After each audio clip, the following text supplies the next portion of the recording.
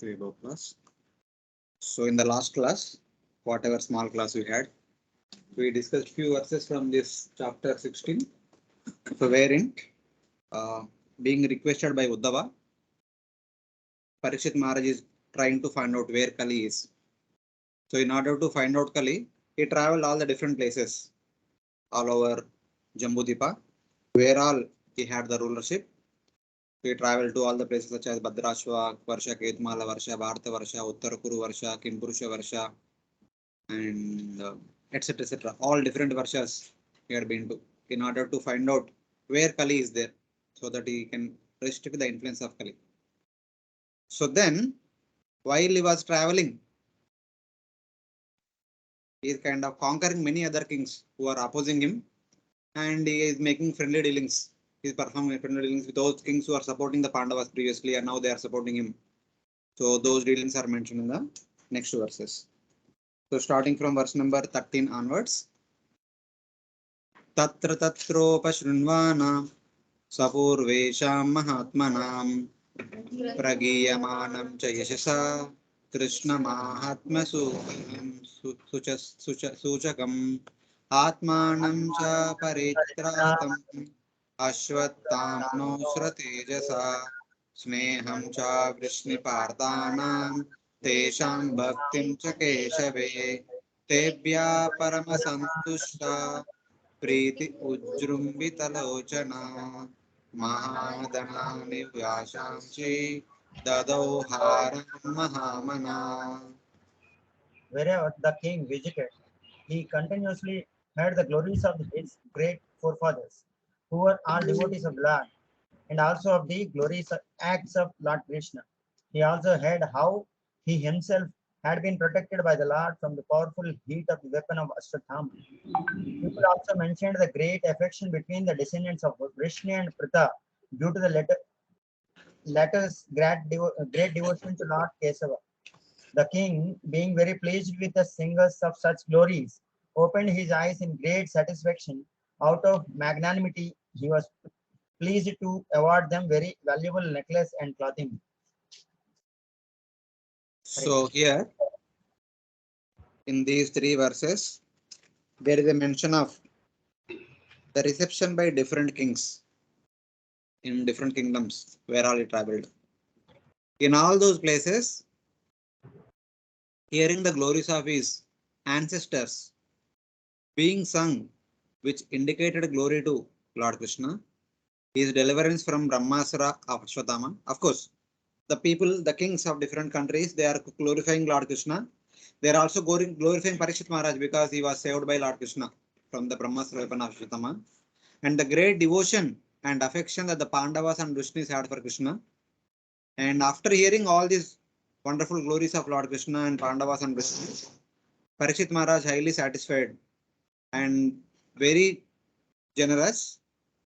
His eyes filled with affection, gave a lot of donations to all the glorifiers. Because in whichever kingdom, when some new guest comes, there are people who actually glorify that personality, who introduce that personality. In our meetings also, we also do introduction. When some Maharaj comes, before the Bhagavatam class, we introduce. So like that, there are Suta, Vandi, Magada. Different people are there. They glorify actually these people. So hearing those glories, Parikshit Maharaj became very happy and gave them a lot of donations. Whatever wealth he had along with him, he kind of distributed to them. Because they are glorifying the wonderful glories of Supreme Lord and Pandavas and Vrishnis. So in that way. So then, this is one of the important verse which is there in your exam also. You need to memorize. So what kind of affection Pandavas had for Lord Krishna? And what kind of affection Lord Krishna had for the Pandavas? Both are clearly mentioned in this one verse. Saratya Parshada Sevana Sakya Dautya Virasananugamana Stavana Pranaman Snigdeshu Pandushu Jagat Pranatim Cha Vishnu Bhaktim Karoti Nupratis Charanara Vinde. Maharaj Parikshit heard that out of his causeless mercy, Lord Krishna, Vishnu, who is universally obeyed, rendered all kinds of service to the malleable sons of Pandu. by accepting posts ranging from chariot driver to president to messenger, friend, night, night watchman, etc., according to the will of the Pandavas, obeying them like a servant and offering obeisances like one younger in years. When he heard this, Maharaj Parikshit became overwhelmed with devotion to the lotus feet of Lord. So, what are the dealings of Lord Krishna with his devotees? Hearing through their praises that Lord Krishna acted as charioteer, Saratya, he has become Arjuna's Sarathi, and follower, Parshada. So, whatever Pandavas who would want to do, Krishna is always there to guide them, be assisting them. Like Krishna went along with Bhima and Arjuna to go and fight with Jarasandha and defeat him, like that in many places. He was like one among them always. Sevana, he was serving them occasion to occasion. So, especially when Pandavas were in Lakh house, it is said that not in Mahabharata, but many speakers of Mahabharata they say that Lord Krishna was personally guarding outside of the Lakh house so that they should not be killed inappropriately, something like that. Of course, at many places, even when Mahabharata battle also we see that when Bhishma took the vow, tomorrow morning I'll kill the 5 Pandavas with the 5 arrows. All the 5 Pandavas were sleeping, taking rest, but Krishna was not taking rest. He was actually awake and guarding, etc. And Sakya, he was a close friend of them. He always dealt with them like a great friend. And Dautya, he has become Shantiduta, messenger for the Pandavas.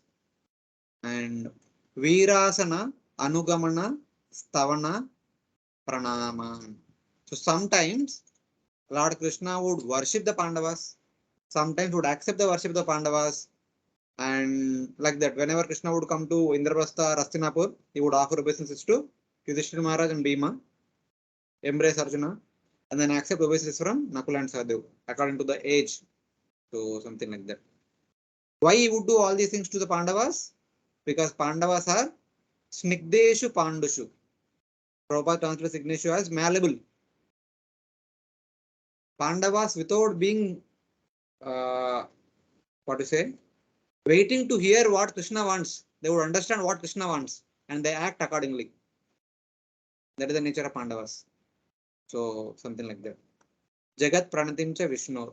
And the kings of the entire world, they are offering obeisances to Lord Krishna. So, and that Vishnu was respected by the whole world. Parikshit Maharaj expressed his devotion to the lotus feet of Lord Krishna. Bhaktim Karoti Nrupatis Charanaravinde. Nrupatis means Parikshit Maharaj here.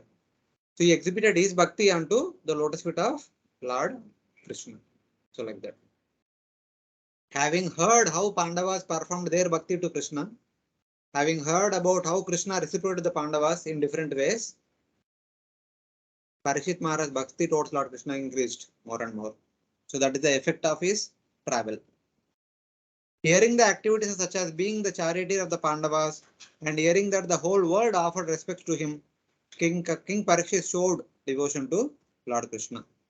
Lord Krishna acted as the follower by presiding over the assembly. This is about Indraprastha and Raj sacrifice. He kind of accepted the high throne. He acted as a servant by satisfying their wishes, such as staying up at night with sword in hand, protecting them, etc. These are various ways that Lord Krishna reciprocated the Pandavas and Pandavas reciprocated Lord Krishna, etc. That time only, Lakh House, during Lakh House only, that episode only. So then, Prabhupada writes in the purport in the second page, very a few lines very interestingly. Simply by appreciating the dealings of the Lord with his pure devotees, one can attain salvation. The Lord's dealings with his devotees appear to be ordinary human dealings, but one who knows them in truth becomes at once eligible to go back home back to Godhead. Janma karma cha me divyam evam yo veti tatataha taktva devapan janma naitamami sorjuna. Something like that. The Pandavas were so malleable to the will of the Lord that they could sacrifice any amount of energy for the service of the Lord. And by such unalloyed determination, they could secure the Lord's mercy in any shape they desired. So it's like that. Just because Lord Krishna wanted Yudhishthira to rule, he was ruling. Just as the devotees, in order to set as example, the Pandavas were willing to go to forest once after again and again. So in that way, this is how the reciprocation between Pandavas and the Supreme Lord. And then what happened next? Tasaivam vartamanasya purvesham vrittimanvaham nati dure kilashrayam yada siddhan nibodame. Now you may hear from me of what happened while Maharaj Pariksit was passing his days hearing the good occupations of his forefathers and being absorbed in thought of them. Hear from me the most astonishing event that suddenly occurred while he was following this procedure of the previous kings daily. So he's going from place to place, meeting kings. So everywhere he was hearing the glories of Lord Krishna and Pandavas. So while doing so, at one day, suddenly one astonishing thing happened. So what was that? I'm going to tell you like that he's telling. So Tasaivam Vartamanasya Purvesham Vritti Manvaham Nati Dure Kilascharyam Yadasi Tan Nibodame.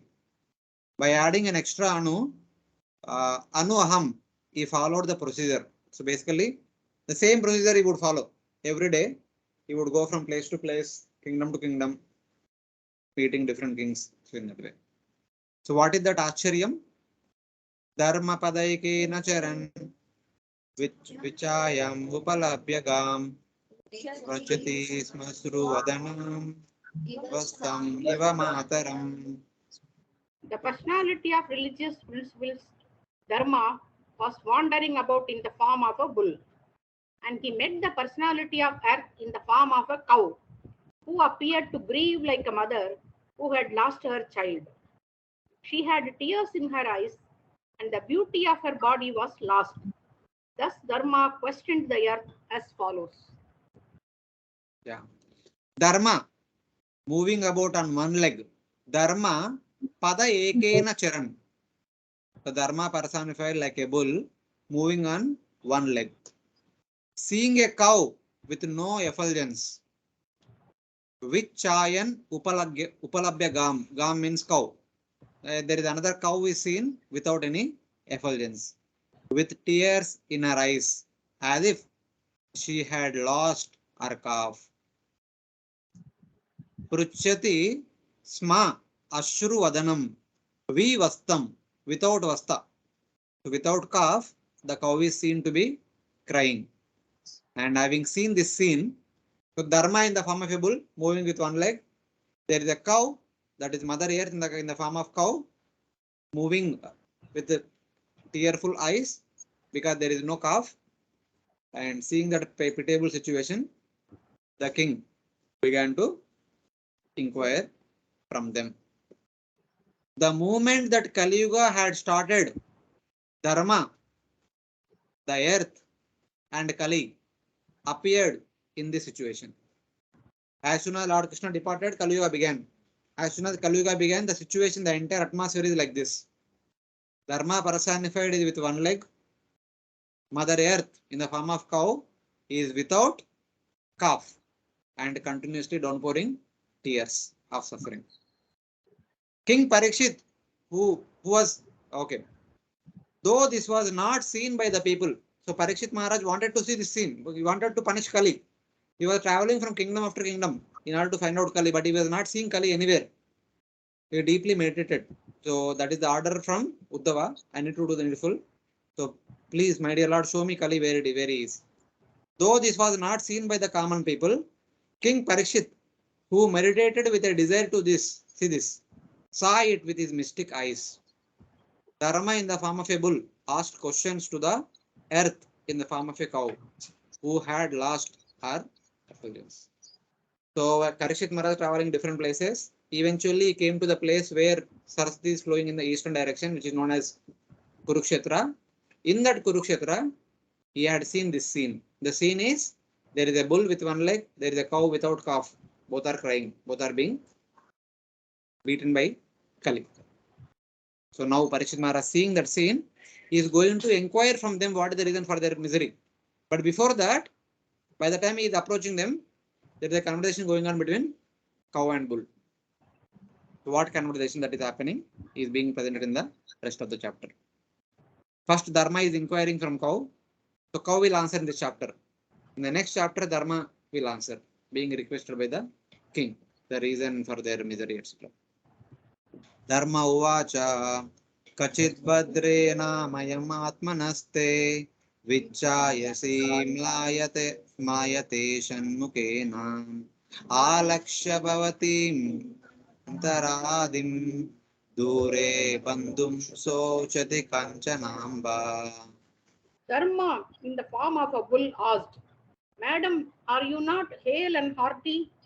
Why are you covered with the shadow of grief? It appears by your face that you have become black. Are you suffering from some internal disease? Or are you thinking of some relative who is away in a distant place? Okay, before discussing this word, there are a couple of lines from the purport. One interesting purport. We'll just briefly read through.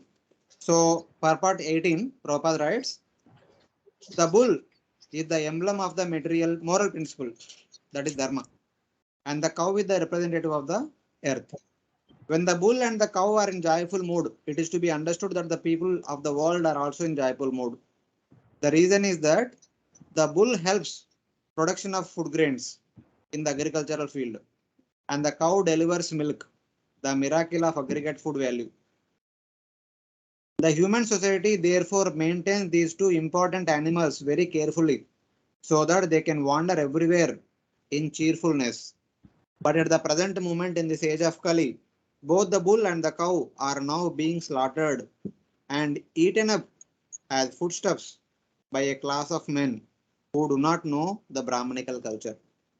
The bull and cow can be protected for the good of all human society simply by the spreading of the Brahmanical culture at the topmost perfection of all cultural affairs. Prabhupada writes, the bull and the cow can be protected for the good of all human society simply by the spreading of Brahmanical culture at the topmost perfection of all cultural affairs. Out of the 7 aims of ISKCON, Prabhupada's, this is one of the aim, spreading Krishna consciousness. So helping people to understand the importance of protecting cow and bull and also following Vedic culture, Brahmanical culture, especially. This is one of the aims of ISKCON. By advancement of such culture, the moral of society is properly maintained, and so peace and prosperity are also attained without extraneous effort. By the advancement of such culture, the moral of society is properly maintained, and so peace and prosperity are also maintained without extraneous effort. When Brahmanical culture deteriorates, the cow and bull are mistreated, and the resultant actions are prominent by the following symptoms. So, what are the symptoms when we don't protect Vedic culture or Brahmanical culture or cow and bull? So, what happens is being mentioned in the next verses from 19 to 24. Dharma is inquiring from mother cow. Dharma uvacha kachit badre nama anamayam atmanaste vichayasi mlaya teshanam mukena alaksha bhavantim antaradim dure bandhum shoshati kanchanamba. So here Dharma is inquiring from the cow. Oh auspicious cow, are you well? You appear pale and your face is slightly withered. I think that you are in great anxiety.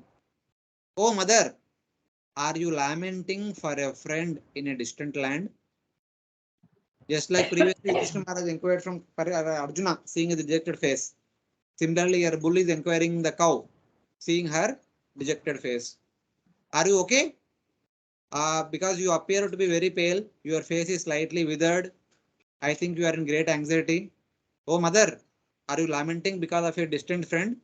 Because of there is no news of that friend, something like that.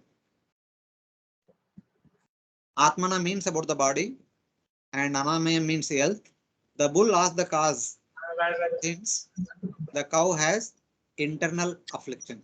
Internally, she is going through a lot of suffering. So, bull is asking what is the reason for your suffering.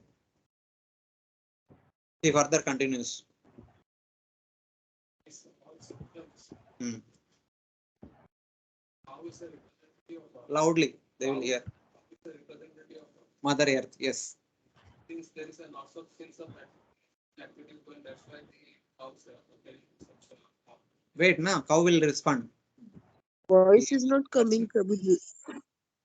Prabhuji is not speaking loudly. He has not eaten his breakfast. Hare Krishna.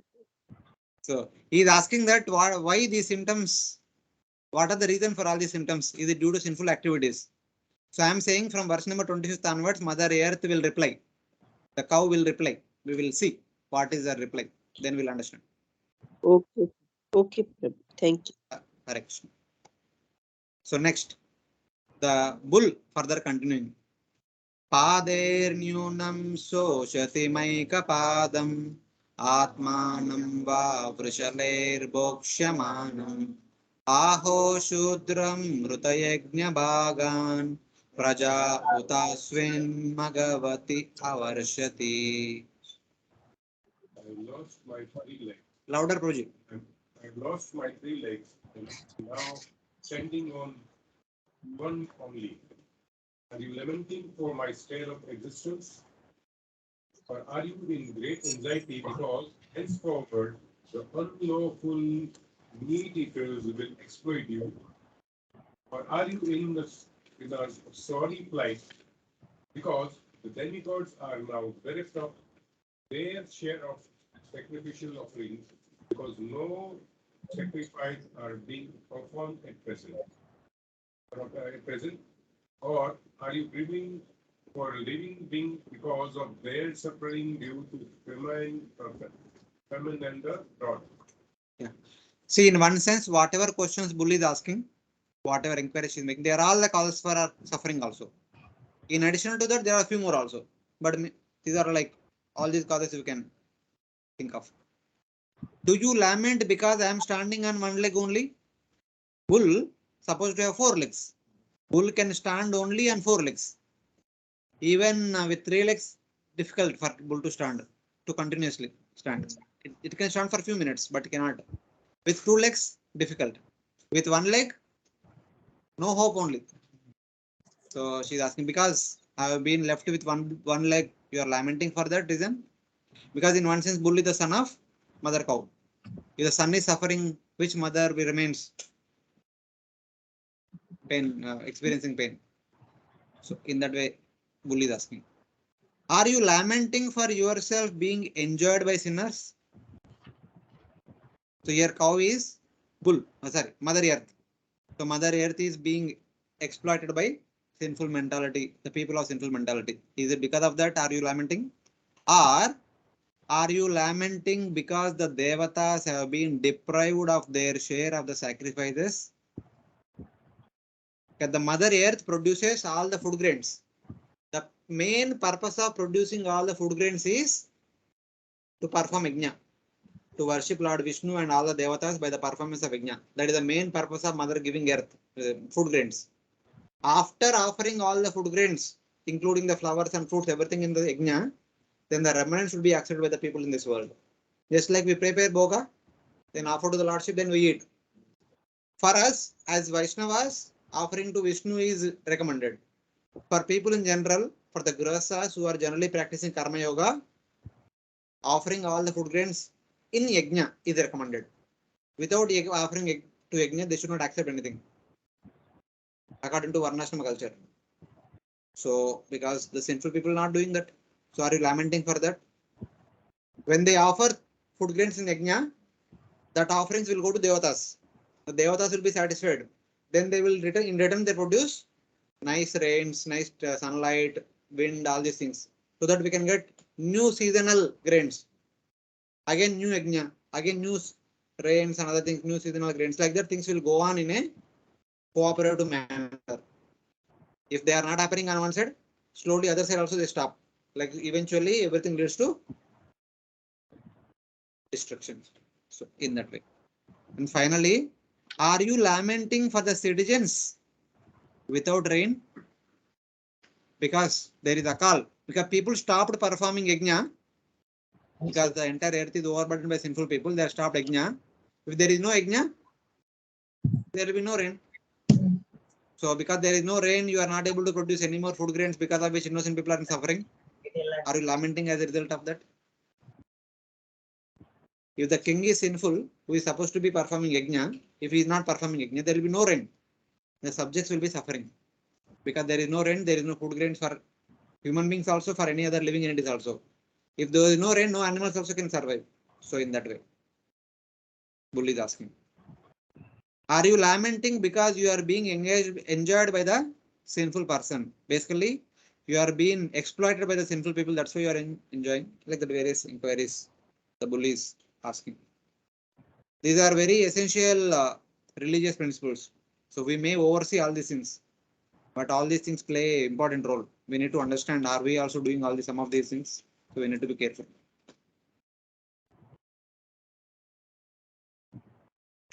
Arakshmana Striyaurvibala Soshati Atto Purusadari Ivartan Vacham Devim Brahma Kule Kukarmini Brahmanya Raja Kule Kulagriyam. Are you feeling compulsion for the unhappy women and children who are left forlorn by unscrupulous persons? Or are you unhappy because the goddess of learning is being handled by Brahmanas addicted to acts against the principles of religion? Or are you sorry to see that the Brahmanas have taken shelter of administrative families that do not respect Brahmanical culture? Yeah, here few other interesting questions. Oh Mother Earth, are you lamenting because the women are not protected by their husbands? The women are ill-treated by their husbands, who are supposed to give protection. Are you lamenting because the children are not protected by the parents? And moreover, the children are suffering at the hands of the merciless people. Of course, when parents are not there, the children are in the care of some guardian. And those guardians are mercilessly causing so much suffering to these parents without children, children without parents. Are you lamenting about the learned words being spoken in Brahmana families with sinful conduct? The Brahmanas are only in the name only. They are not following Brahmanical culture, but they are speaking bit discourses, but following sinful conduct. Are you lamenting because of that? And then the other side, contrast to that is, are you lamenting for the best Brahmanas who are forcefully under the service of the kings, who do not have any respect for the Brahmanas? So as a result of that, you are lamenting. So this discussion is happening at the very beginning of Kali Yuga. As we mentioned in the previous class, Lord Krishna departed. Arjuna that time only went to Dwaraka, performed all the final rites, came home, informed Yudhishthira Maharaj. Yudhishthira Maharaj started for north, making Parikshit Maharaj the king. Then Parikshit Maharaj immediately went to Dwaraka, then Madura, then Vrindavan, and there Uddhava requested him to do the needful. So Parikshit Maharaj traveled in different places and eventually came to Kurukshetra. So Dharma and the Prithvi are discussing now. So at that time they may not be so much, but they are seems to be appearing very soon. But today we can see all these things very much. All these things are currently very nicely happening. In the past history also we can see all these things. Like Rupa Goswami, Sanatana Goswami, they were forcefully became the ministers of Nawab Hussain Shah, who had no respect for Brahmanical culture in India. All the Nawabs and Mughals, they do not have any respect. Especially they used to have a lot of restrictions on the Brahmanas to follow their Brahmanical culture. So it's like that. So we can see all these things. And eventually, before that and after that, there are so many things happened from the Brahmanas point of view also. Brahmanas are only Brahmanas in name. They speak so-called scriptural instructions, but they themselves don't follow. So both things we see. And other things also. The women are mistreated by the men. That is also there. The children are mistreated by the parents, that is also there. And the guardians are also mistreating the children. All these things we can see clear. Are women not protected by their husbands? Are the children are not protected by the parents? Moreover, they are suffering because of the merciless persons. Are you lamenting for the apparent learned words in the Brahmana families of bad conduct? Are you lamenting those of noble family who are serving the kings, who have no devotion to the Brahmanas? So all these are different causes for the lamentation of Mother Earth. So like that, Dharma, the bull, is inquiring from Mother Cow. And he further continues. Kim Kshatra Bandhun Kalinopasrishtan Rashtrani Vater Avaropitani Itastato Vasanapana Vasa Snana Vyavayon Jiva Lokam. The so-called administrators are now bewildered by the influence of this age of Kali, and thus they have put all state affairs into disorder. Are you now lamenting this disorder? Now the general populace does not follow the rules and regulations for eating, sleeping, drinking, mating, etc. And they are inclined to perform such anywhere and everywhere. Are you unhappy because of this?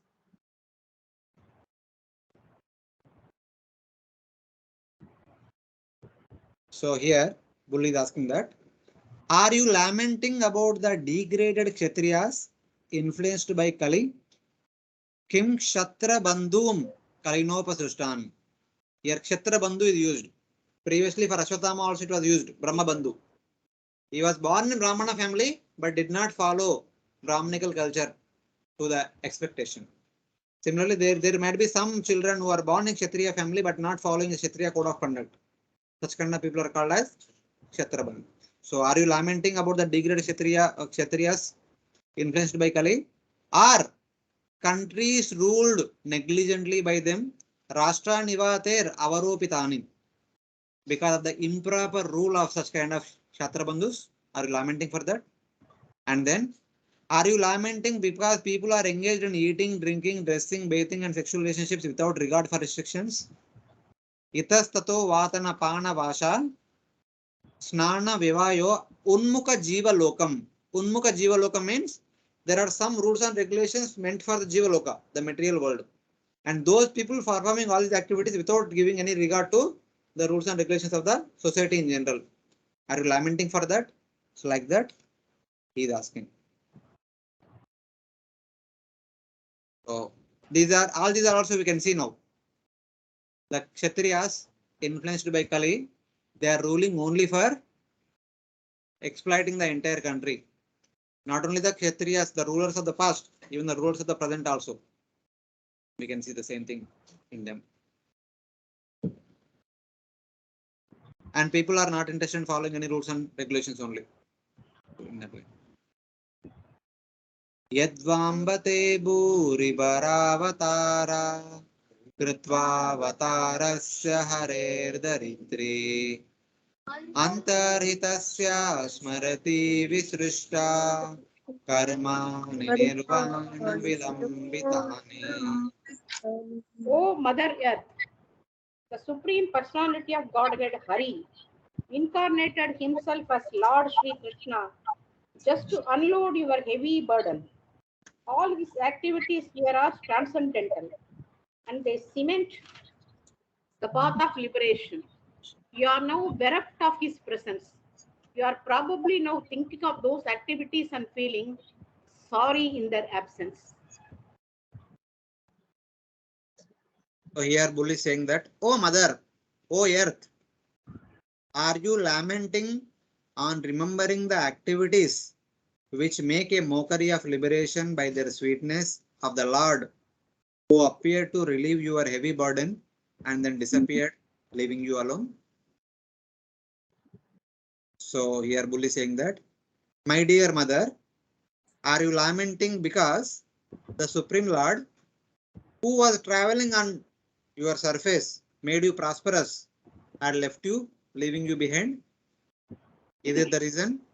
Because whenever the Supreme Lord comes, he performs so many wonderful pastimes. And those pastimes make impersonal liberation, Sahyajya Mukti, insignificant. Karmani Nirvana Vilambitani. When the Lord appears, he performs wonderful activities. Being attracted to those activities, people become devotees. When a person becomes devotee, devotees does not give any regard to mukti, impersonal liberation, Sahyajya Mukti. So that is what it is negative. Nirvana Vilambitani. So your activity, the Lord's activities are so wonderful. He performs on your service whenever he appears. Since he had left you alone, are you lamenting for that reason? So this is another reason. So Mother Earth will tell that this is the main reason. I am suffering because of this main reason. This is one of the important reasons for Mother Earth to become lamenting. Remembering the activities of the Lord who appeared to relieve your burden. Bhuri Bara Avatarasya. So Harer Daritri, the Supreme Lord appeared to remove the burden of the earth in the form of sinful leaders. So remembering the activities of the Lord who appeared to relieve your burden. Bull is speaking all these things. The activities made liberation a laughing stock. Lord's wonderful activities, his wonderful pastimes made liberation as a laughing stock because of their sweetness. So Vilambitani is there. If you replace la with da, it becomes Vidambitani. That means the Lord's activities made a mockery of Sahyajya Mukti. So that's how Bull is asking. Is it because of that reason you are lamenting? And finally, the Bull is saying that Idam mama chakshvata tavadi moolam vasundare na vikarshitasi kale navate balinam baliyasa surarjitam kim mrutamam vasaubatam. Mother, you are the reservoir of all the riches. Please inform me of the root cause of your tribulations by which you have been reduced to such a weak state. I think that the powerful influence of time, which conquers the most powerful, might have forcibly taken away all your fortune, which was adored even by the demigods. Yeah, here Bull is saying that, oh Mother Earth, please tell me the cause for your anxiety by which you have become extremely thin or extremely lean. Oh Mother, as time which is strongest of the strong, stolen your good fortune, worshipped by the Devatas. The Devatas generally glorify Bharata Varsha because the Supreme Lord appears again and again in this place, and also the many devotees appear here. By worshiping the Supreme Lord, by taking shelter of the Supreme Lord, a person can easily attain journey back to Godhead. So that good fortune has been deprived from Mother Earth because Lord Krishna departed from this world. Are you lamenting because of that? So thinking like that, Bull is inquiring. Vikarshitani means made extremely thin. So these are the various possible reasons that Mother Earth is not at all happening, not at all happy. So any questions till now?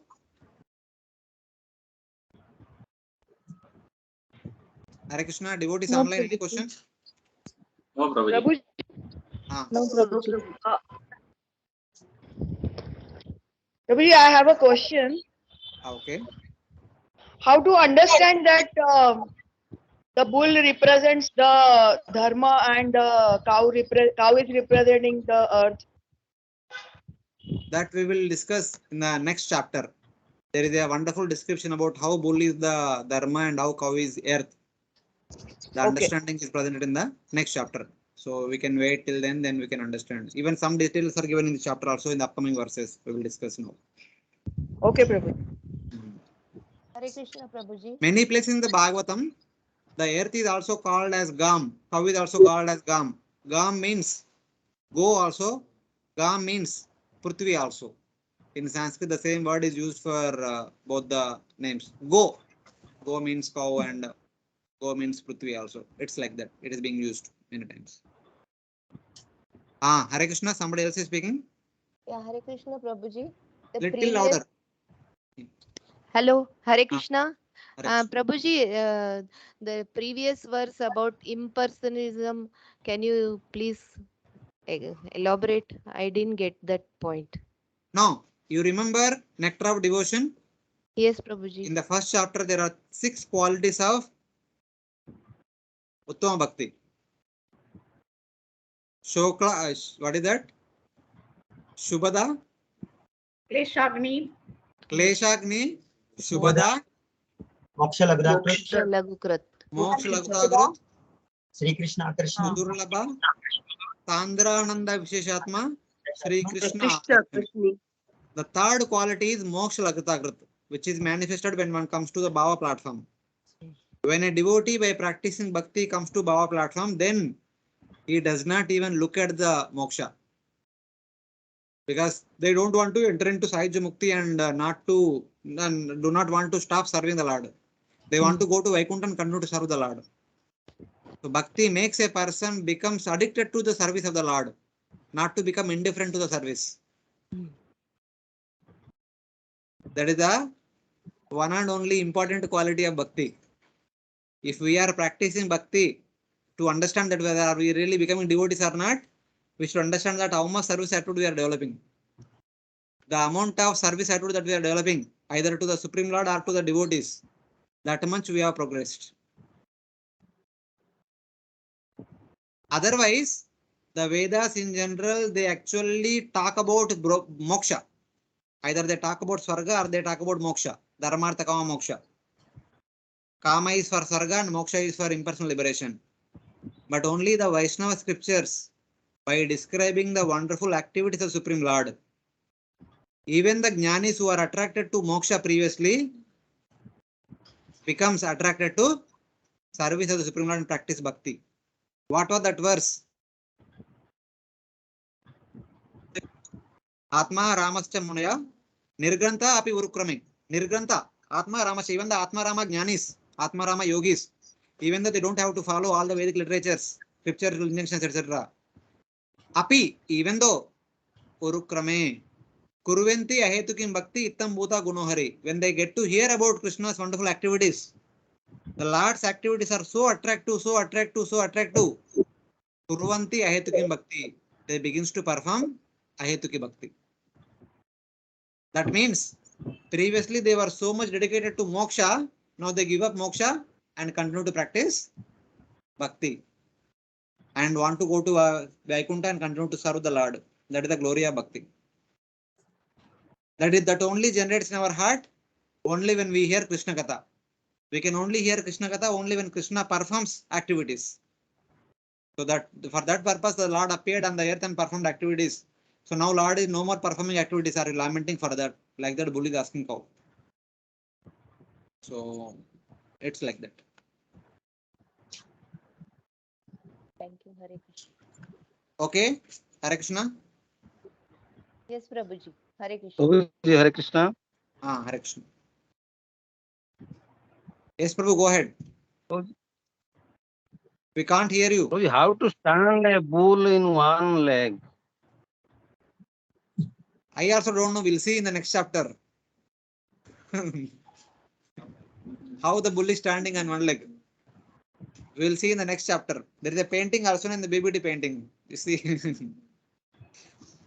Bull cannot stand on one leg. That is what we have to understand. Dharma cannot stand on one leg. It is the responsibility of all of you, the wonderful devotees, to reinstate the 3 last legs so that the bull can stand properly.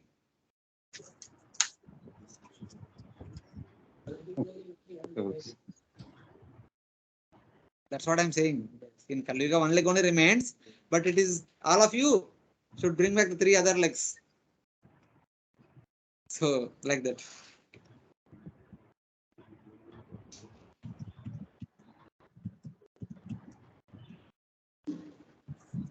Prabhuji, Ah. Prabhuji, one more question. Prabhuji, Yes. तुरंत अभी द्वापर युग जब just खत्म हुआ है और भगवान कृष्ण ने धर्म का स्थापना कर दी है, हाँ, तो मतलब तुरंत इतना सारा अन्याय, इतना सारा धर्म की मतलब ग्लानि हुआ है और इतना कली मतलब बहुत जल्दी कैसे बढ़ गया प्रभु जी? आप तो बोल रहे थे 2 या 3 दिन ही हुआ है वो कली का एंटर होकर के, 2-3 दिन में इतना सारा प्रबल मतलब प्रचुर मात्रा में बढ़ गया प्रभु जी।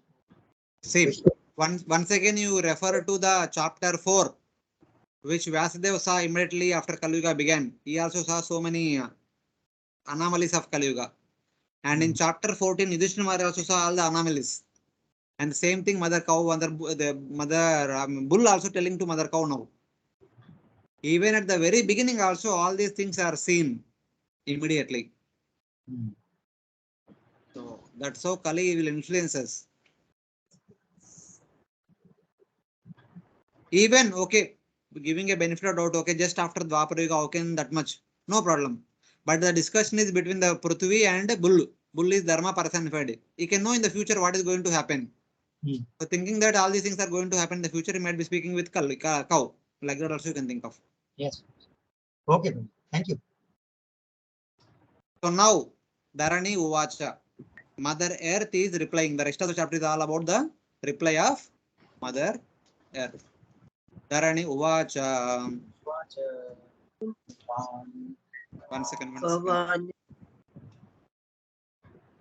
Bhavani Veda Tasarvam Yanmam Dharmanu Pruchasi Chaturbet Vartase Yena Padai Lokasukavahai Satyam Saucham Dayakshantis Tyaga Santosha Arjavam Samodamastapassamyam Titikshoparati Shrutam Jnanam Viraktirashwaryam Shauriyam Tesho Balam Smriti Swatantriyam Shaushavanti Dhairyam Mardavamev cha Pragalbyam Prashrayashilam Saha Ojo Balam Baga Gambhiryam Stairyam Astikyam Kirtirmano Nankriti Ete Chane cha Bhagavan Nitya Yatra Mahaguna Partya Mahattvamichadver Na Viyati Viyanti Sma Karhi Chet Tenaham Gunapatrena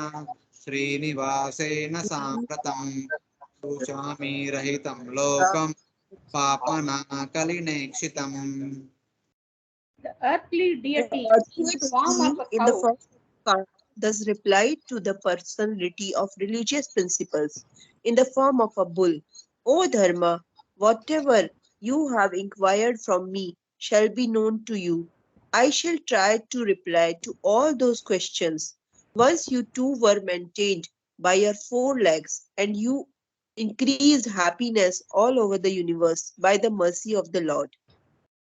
Prabhuji, you have to speak more, to read more. Yeah, up to 30 verse. Okay, Next translation. in him reside truthfulness, cleanliness, intolerance of another's unhappiness, the power to control anger, self-satisfaction, straightforwardness, steadiness of mind, control of the sense organs, responsibility, equality, tolerance, equanimity, faithfulness, knowledge, absence of sense enjoyment, leadership, chivalry, influence, the power to make everything possible, to discharge of proper duty, complete independence, dexterity, fullness of all beauty, serenity, kind-heartedness, ingenuity, gentility, magnanimity, determination, perfection in all knowledge, proper execution, possession of all objects of enjoyment, joyfulness, immovability, fidelity, fame, worship, pridelessness, being as the personality of Godhead, eternity, and many other transcendental qualities which are eternally present and never to be separated from Him. The personality of Godhead, the reservoir of all goodness and beauty, Lord Shri Krishna has now closed his transcendental pastimes on the face of the earth. In his absence, the age of Kali has separated its influence everywhere. So I am sorry to see this condition of existence.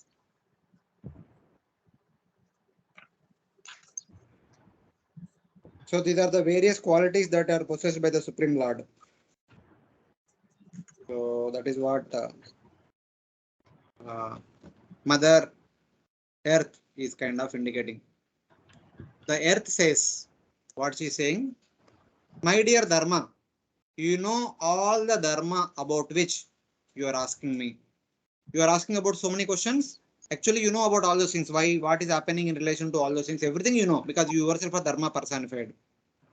I am lamenting the population. I am lamenting for the population which is now influenced by the sinful glance of Kali. Everyone is affected by Kali. For that I am lamenting.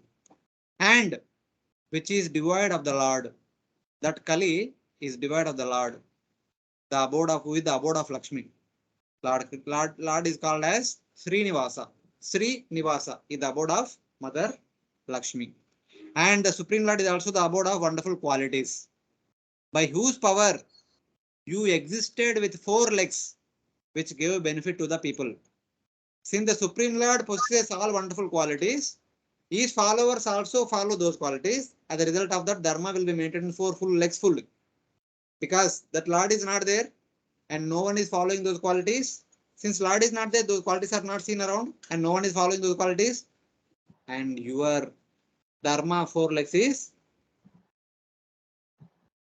destroyed. By whose power you existed with 4 legs, which gave benefit to the people in general, and in whom reside the following eternal great qualities. In the Supreme Personality of Godhead, these eternal great qualities reside always, which do not disappear at any time. They are the wonderful qualities which are listed in the next verses. They are eternal qualities, always exist in the Supreme Personality of God. They never disappear. So what are the qualities? There are 40 qualities are mentioned in this section. So they are truthfulness, purity, compassion, control of anger, generosity, self-satisfaction, straightforwardness, control of mind, control of external senses, following one's varna duties, neutrality, tolerance, indifference, consideration of scriptures, omniscience, distaste for material enjoyment, control of others, determination in battle, influence, skill, defining social duties, independence, expertise in art, beauty, lack of confusion, steadiness, tenderness, boldness, modesty, being good natured, sharpness of mind, sharpness of knowledge, senses and jnanijas and karmendriyas, the abode of enjoyment, imperturbability, steadiness, faith, fame, respectability, lack of pride, and as well other qualities desirable for those who want greatness. All these are eternal qualities which are always present in the Supreme Personality of Godhead. You know all about Dharma since you are Dharma personified. So then Dharma, and my mother can say that you know everything since you are Dharma personified. Then Dharma says that though I know, but I want to hear from your mouth. Then Mother Earth begins to speak. You know the Dharma because of which you exist with 4 legs. Present tense is used since the condition is near the present. So just now we discussed. So these qualities were existing Supreme Lord who was there recently till now.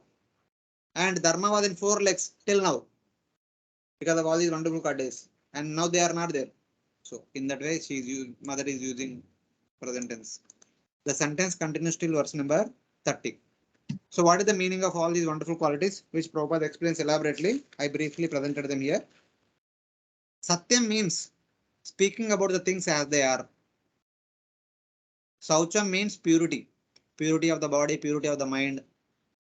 Daya means sympathizing with others' suffering, protecting those who have surrendered, and being friendly to the devotees.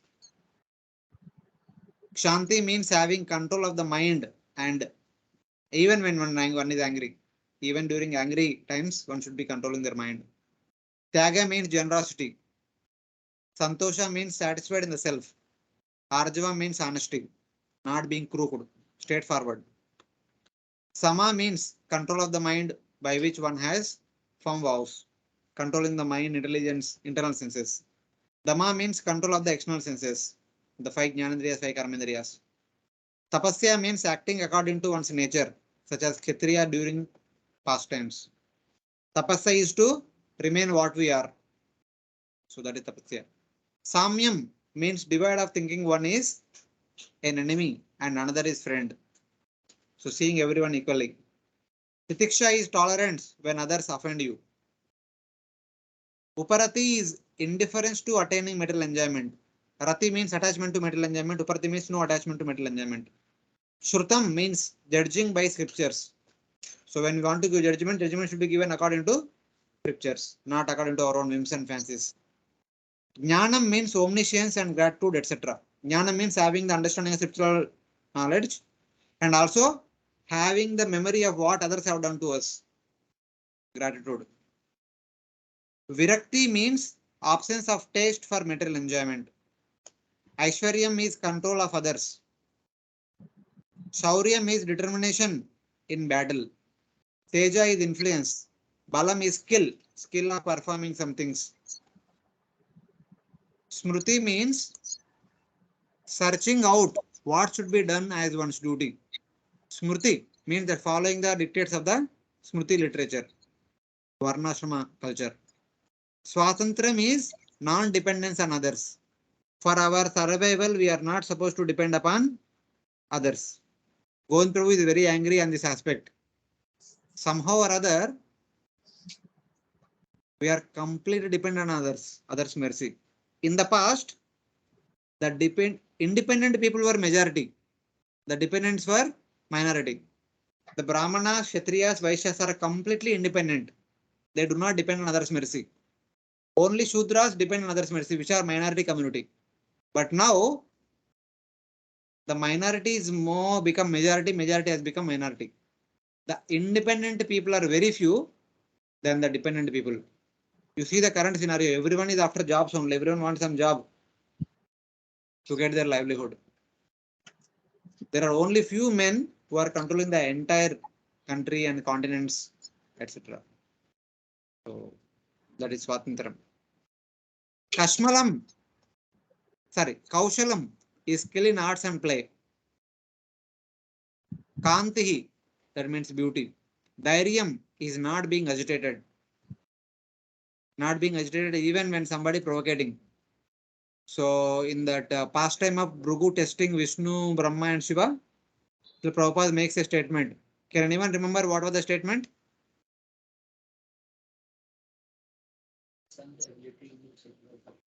Loudly, they will hear. Person ability will be judged by when very provoking situation. Okay. Anyone else want to try?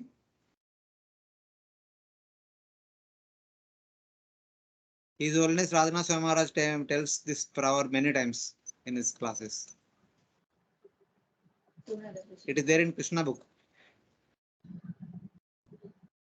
A person's greatness has to be estimated.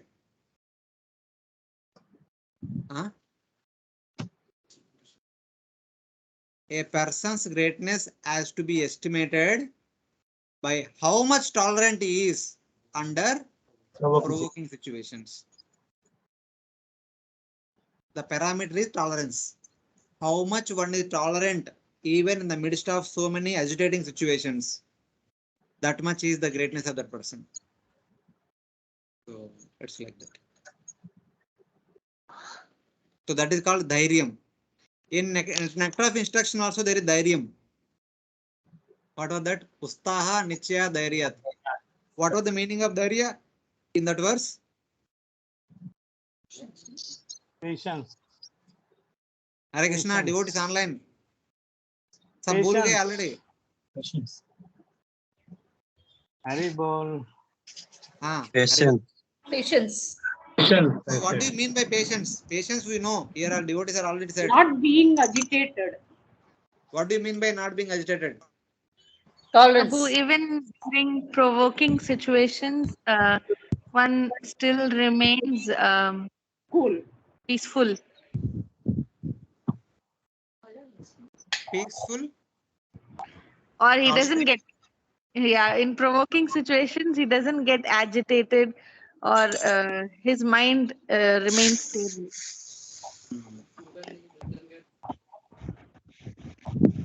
Being steady in duality. Perseverance, perseverance. Perseverance. Hare Krishna. No, perseverance is like having hope against hope. Still continuing to serve. Still continuing to execute. Hare Krishna. Prabhuji, can you hear me? Little louder, we can hear you. The greatness of a person is estimated by how he handles the difficult situation. Oh, that is okay already. That we already said. Yeah. I am asking, Yeah. what do you mean by dhairya or Dhairya patience? is patience. Means what? Patience. Means what? And Being tolerating steady. capacity. Tolerating capacity. Become patient. In Prabhuji, in any situation, do not lose the hope. Avashya Rakshibhe Krishna. In any situation. All are talking about pure devotional principles. Not come to reality. He doesn't get disturbed by शांति बनाए anything. रखना है. Patience यानी He doesn't get एकदम disturbed. कोई भी situation में हो जाएगा. ये attitude रखना. Time के साथ हो जाएगा. That should be the attitude. Okay, okay. Thank you, thank you. कहीं भी समस्या के प्रति हो जाएगा करके निर्भरता रखना. Okay, yeah, somewhat that only. So dhairya means not losing one's temper, not losing one's composure, not venting away, keeping oneself calm and composed. Even others are provoking, pricking, pin pricking, and testing one's tolerance. But Prabhuji, with that your health get disturbed now. If you keep calm, if you keep patience, your health get disturbed because inside you are feeling that thing. That is a problem. Keeping calm means not externally. Externally also, internally also keeping calm. Oh, Krishna. Not that internally we are harboring ill feelings and making plans. How I'll find a time when he is alone and I will kill him. Not like that. Internally also, externally also keeping calm. If one keeps externally calm and internally burning, one day it will come out 100 times like a big blast. That is more dangerous than venting then and there. Yes, So Prabhuji. quality means not some external display. Quality means from the very core of the heart. Not something very inside, something outside. It is inside also, outside also. That is a quality. Hare Krishna.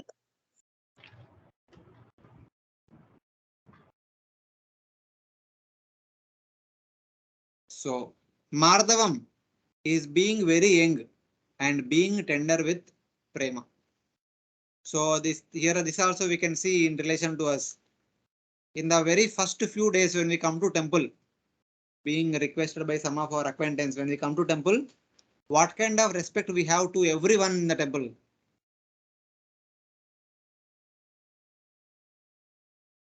And today we may not have that kind of respect with everyone. Because when we start dealing with the people, we start seeing the faults and we start judging the people. We start giving some score to different people and treating them accordingly. So that is difficult. So Mardhava means being very young, very young. So not only young physically, even mentally also being very young. So always enthusiastic and always offer respect to others. So something like that. Being tender with prema. So in that way. And then pragalbyam is extreme boldness. Pragalbam. So some people they are boasting about themselves. That is called pragalba. Pragalbyam means extreme boldness. It's not too much, but stating what is right, what is what. Talking about what is what. That is also required sometimes. Prashraya is mildness. Sheila means good nature. Sahas means sharpness of the mind. Sahas. Paramveer Chakra award is given for the Sahas of the Army General. So the Sahas is actually mental strength. How much one is determined to go and fight and battle with the opponent warriors, even at the cost of losing one's own life. Not worried about losing one's own life, something like that. That is called Sahas. The Kshatriyas are supposed to have that kind of Sahas. Otherwise, they cannot fight in the battle. And Tejas is the sharpness of Jnanendriyas. Ojas is the sharpness of Karmendriyas. Bhaga is being the shelter of enjoyment. What is the definition of Bhagavan? पूरा श्लोका आपको ही सुनाई नहीं दे रहा है, हमको कैसे सुनाई देगा?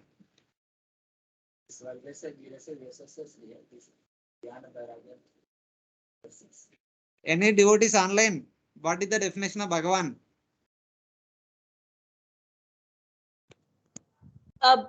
Supreme personality who One is chick all opulent. opulent, all powerful, all wealth, all renowned, all No, beautiful. no. In Sanskrit, हाँ. Sanskrit श्लोका बताइए.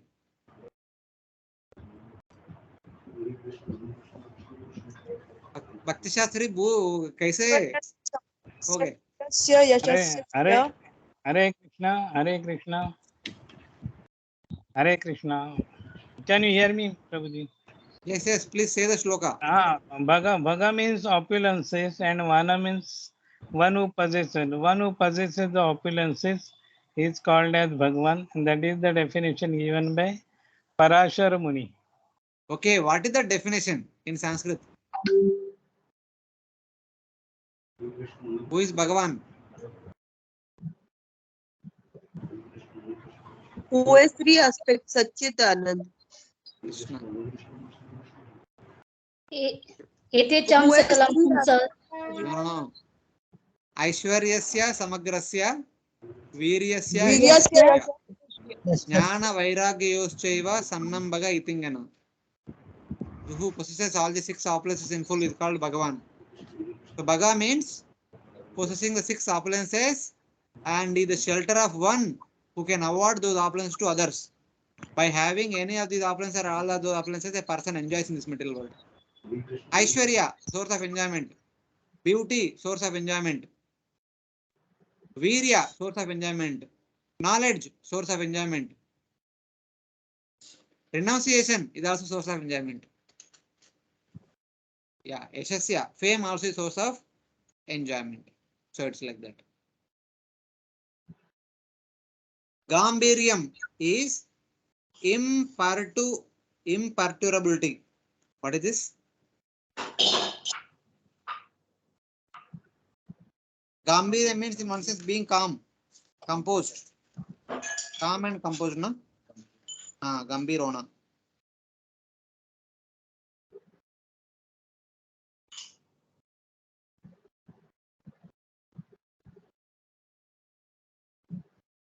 Styrium is not being fickle. Not being fickle. Matlab a person is sane, not in a agitated condition.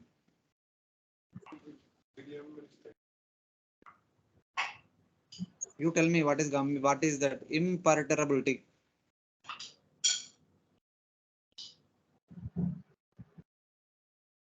See, styrium we use na in our day-to-day language. Tirrena. So one is not too much agitated. Nowadays children are too much agitated. They can't stay calm. Wait. Styrium is being stable at least from the external point of view. Okay. The Gambhiryam is being stable from the internal point of view. Gambhir Raina. It's like not being disturbed by some provocations, some rumors, false rumors, some criticism, etc. etc. Gambhir Raina. Gambhirta se dekhna. Gambhirta se sochna. In that way. So we can say that Gambhiryam is like internal steadiness and Styrium is the external steadiness. So in that way. Astikyam, faith on the Vedic culture. We say that Astika and Nastika. Astika is those people who have faith on the Vedic culture, Vedic literature. Nastika are those who don't have any faith on the Vedic culture. Kirti is fame. Mana is being worthy of worship, worthy of respect. Anahankriti, absence of pride. And many other qualities include being true to one's words, Satyam, respecting Brahmanas, Namo Brahmanya Devaya, and affectionate to devotees, Bhaktavastala, Karuna, Karunya. So in that way. These great qualities are eternal, existing over all time in the Lord. All these qualities are eternal. They are existing in the Supreme Lord for the time immortality. Time immortal. So Lord Krishna says in the 11th canto, he says that Mam bhajanti guna sarve nirgunam nirapekshakam suhrudam priyam atmanam samya sangadayo guna. Says that all superior qualities which are eternal, such as quality to all, such as equality to all beings, samatvam, and attachment to my devotees, suhrudam priyam, all reside in me, who am beyond the material gunas, not dependent on material qualities, and the friend of my devotees, giving love to them. So like that. The Supreme Lord is the abode of all wonderful qualities.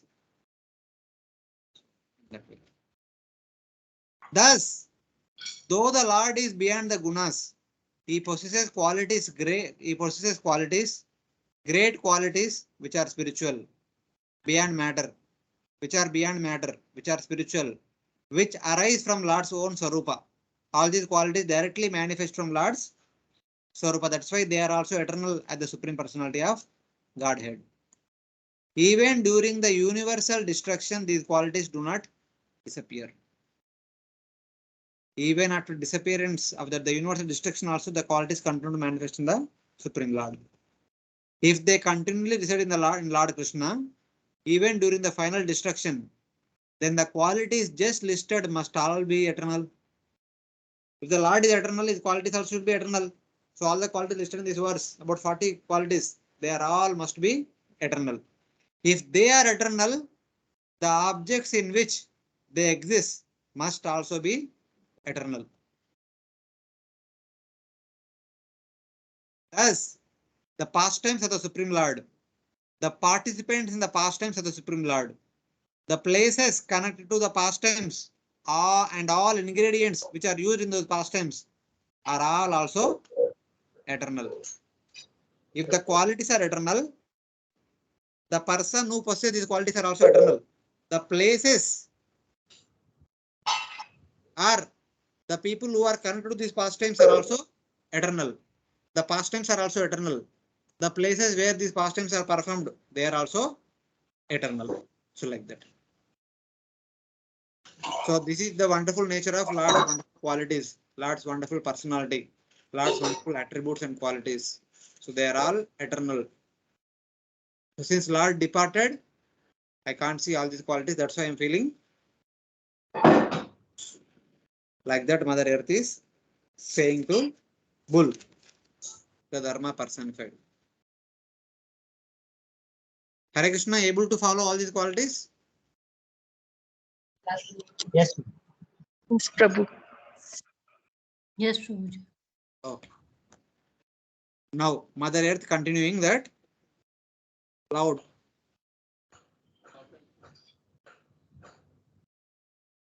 Yeah, the qualities are there in the Lord. The qualities will be there in the intimate associate of Supreme Lord. The qualities will be there in the abode of the Lord. Lord Krishna departed. The Yadavas departed. Dwaraka disappeared. Dwaraka also disappeared, na? It went into the ocean. So now where you will see the qualities? And Pandavas, in whom the qualities were there, they also disappeared. General masses are only because of the presence of the Lord. Not like that. The understanding is that when Lord is directly present, all these devotees are there next to him, they all exhibit the qualities. Even today also, wherever the Lord is there, the qualities will manifest. Where Lord will be there? Where Lord will be there? Etar gayanti Wherever his madbhakta Tatra Tishtami Narada. Nam Tishtami Vaikunte Yoginam Udeshva. So Yatra Gayanti Madbhakta Tatra Tishtami Narada. So wherever devotees are singing the glories of the Supreme Lord, that's where Lord resides. Wherever Lord is there, these qualities will be there. Like that. Bhagavad Gita 16 chapter. Bhagavad Gita, that these qualities are mentioned as Kshatriya, Brahmana. So all the good qualities, Daivi Sampati is there in Arjuna. In all the 5 Pandavas they are there, but in Kaurava they are not there. So like that. So it is pretty simple. So pretty simple. Atmanam chana soshami bhavantam chamarottamam devan pitrun rishim sadhun sarvan varnam tatashramam. I am thinking about myself and also who best among the demigods, about you, as well as about all the demigods, sages, denizens of Pitraloka, devotees of Lord, and all men obedient to the system of Varna and Ashram in human society. So for what Mother Earth is lamenting? Lord Krishna departed, good quality is gone. That's why Dharma is gone. She's feeling bad. And she said that, oh, best of the Devatas, oh Dharma, I lament for myself. I lament for you. I also lament for the Devatas, for the Pitrus, for the sages, for the devotees, and for all the Varnas and for all those people who are practicing Varnas and practicing Ashramas. I am lamenting for all these people because these people cannot practice properly. Because Kali is affecting everyone so much, even though they want to practice, but they will not be able to practice.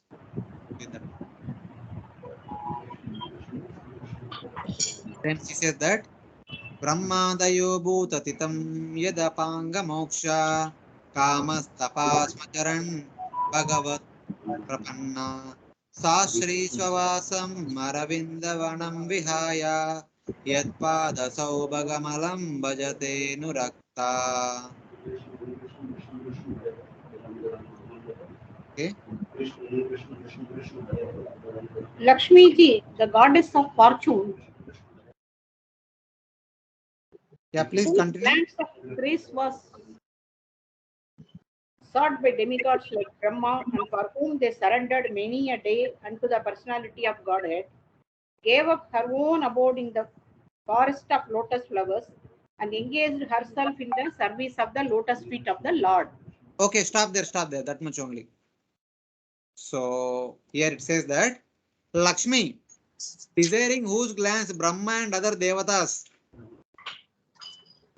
Lakshmi, desiring whose glance Brahma and other Devatas worshipping her, but that Lakshmi surrendered to the Lord for a long time, performed great penance, has left her abode of the lotus forest, and with great attachment worships the beauty of Krishna's feet.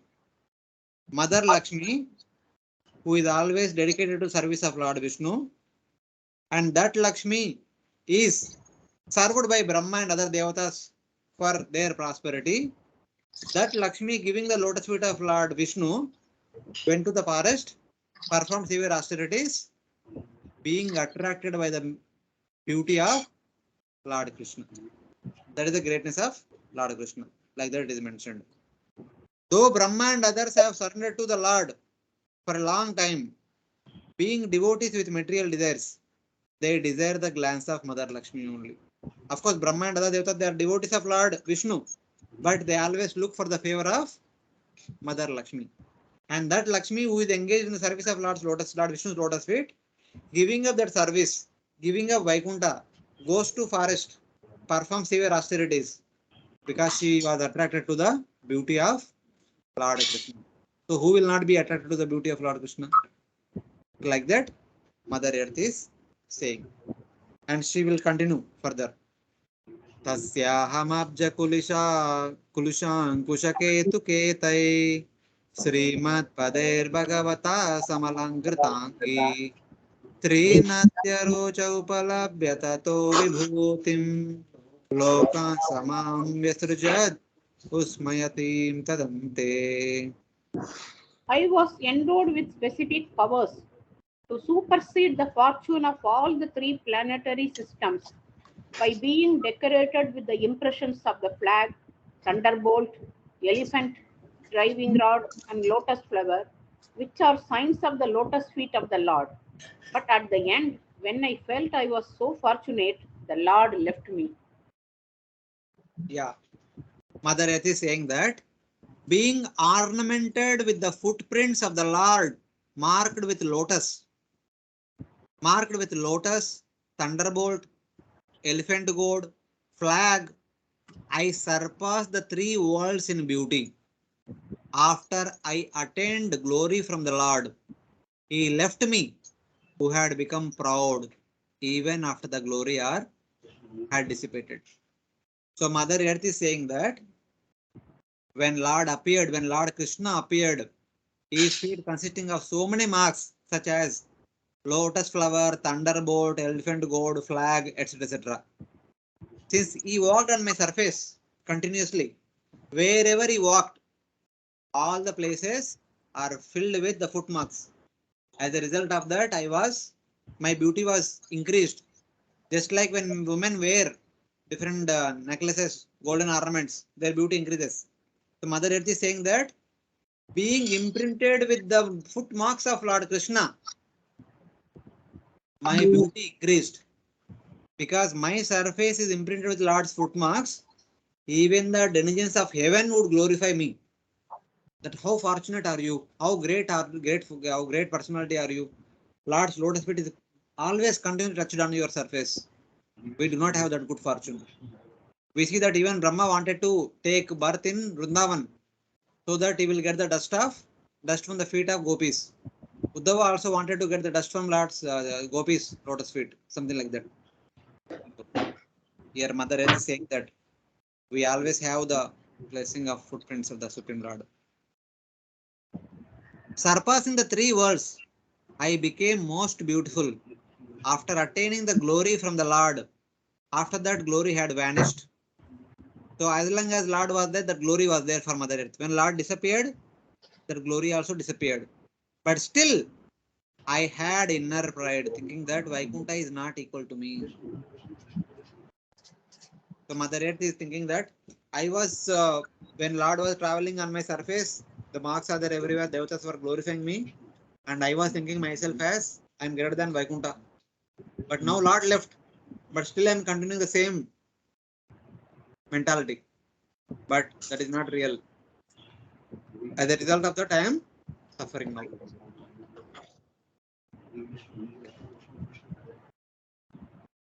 So then she says another reason, the Supreme Lord appeared to remove the burden on my surface. That is indicated here. Yo vai mamati barama suravamsha rajnan akshahoni shatam apanudadatma tantra tvam dussahamuna padam atmani paurushena sampadayan yadushuram ramyam abhibruhadangam. O personality of religion, I was greatly overburdened by the undue military phalanxes arranged by atheistic kings. And I was relieved by the grace of personality of Godhead. Similarly, you were also in a distressed condition, weakened in your standing strength, and thus he also incarnated by his internal energy in the family of the Yadus to relieve you.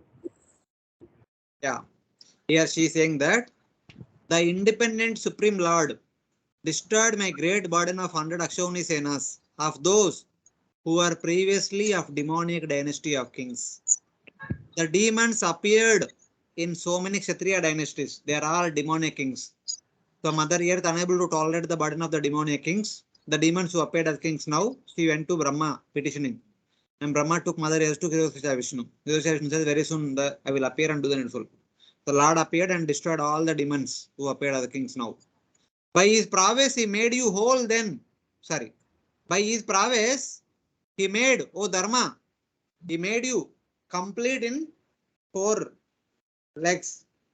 Because of that, so when you are suffering with loss of your legs and had taken shelter of him.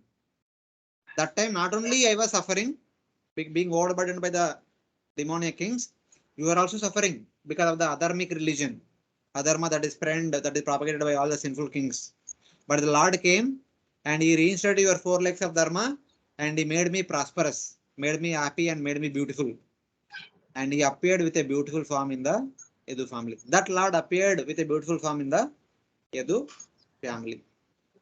Asura Vamsharajnam means made up of the persons who were previously kings in the demon dynasty. Asura Vesha means those who assume the nature of Asuras.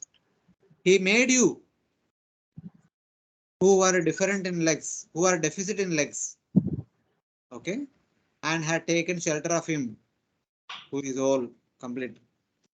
So in that way, basically Mother Earth is saying that, my dear Dharma, you are taken shelter of the same Lord only when you are bereft of dharmic principles, but the Lord made you complete, filled with 4 legs of dharma.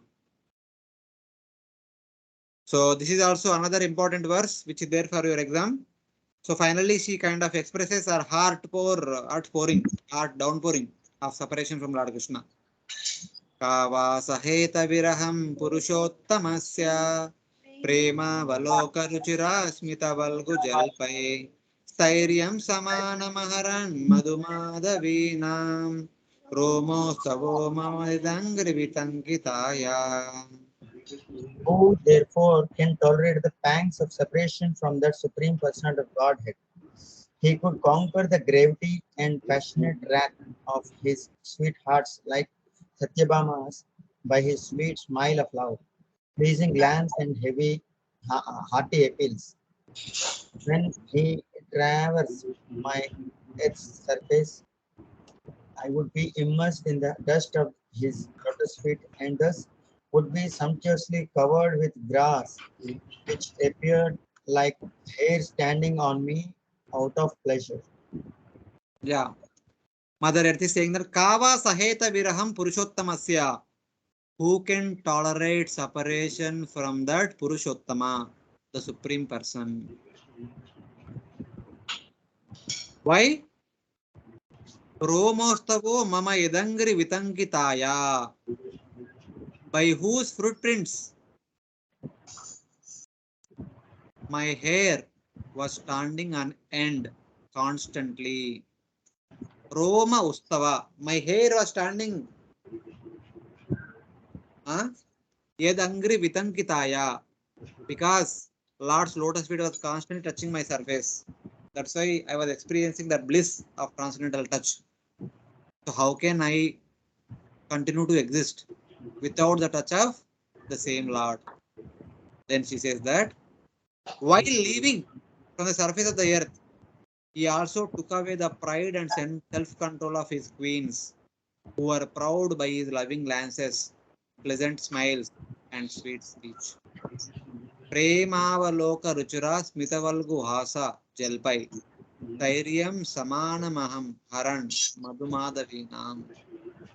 Even the not only the Lord left, he also left his friendly, affectionate dealings with his queens, which kept his queens under complete control, are completely blissful. All those things are also gone. That means indirectly she's saying that only by the touch of the Lord we can be happy. If Lord's touch is not there, we cannot be happy.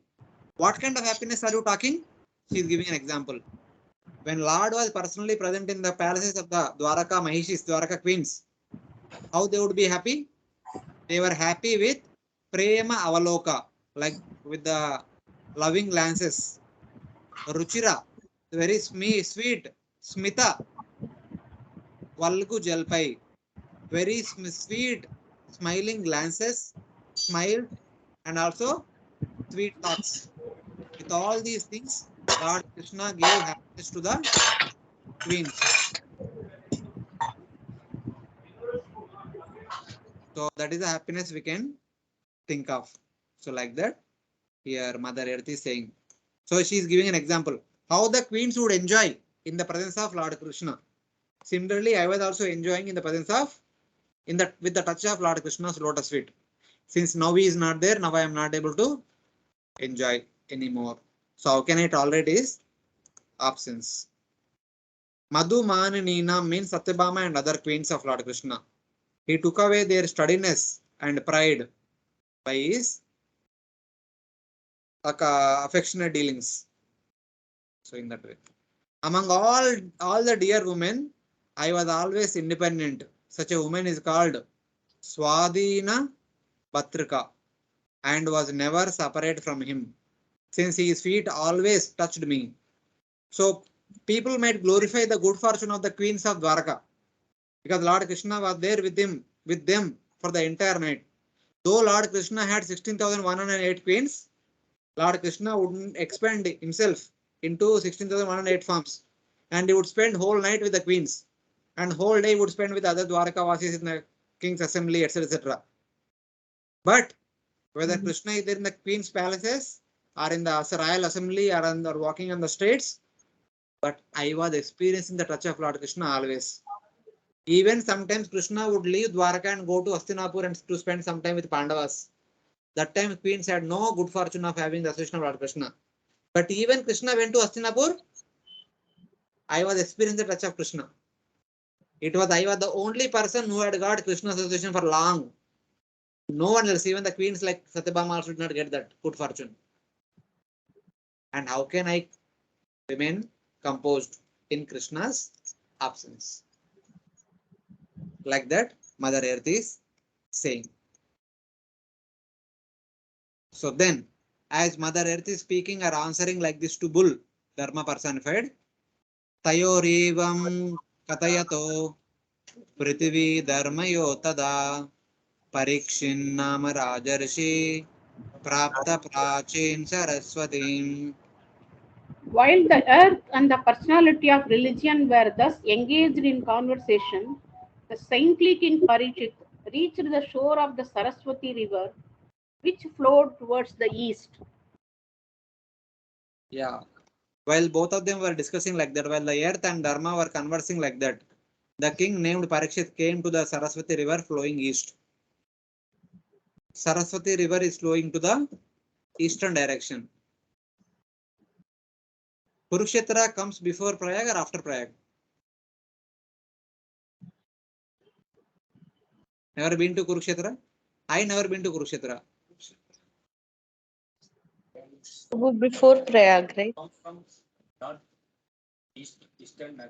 Both are on different route. Kurukshetra is on way to Chandigarh from Delhi, near Pipli, and this Prayag is on a Geographically, Kurukshetra is much before Prayag only, na? Yes, Prabhu. Yeah. So anyway, from Himalayas all the way up to Prayag, we don't see the flow of Saraswati. But if Saraswati is supposed to meet Ganga and Yamuna in Prayag, is supposed to be coming down from the Himalayas. So that is means towards east only. So that is understanding. So Parikshit Maharaj, after traveling to different places of the entire Jambudvipa, eventually came to Kurukshetra.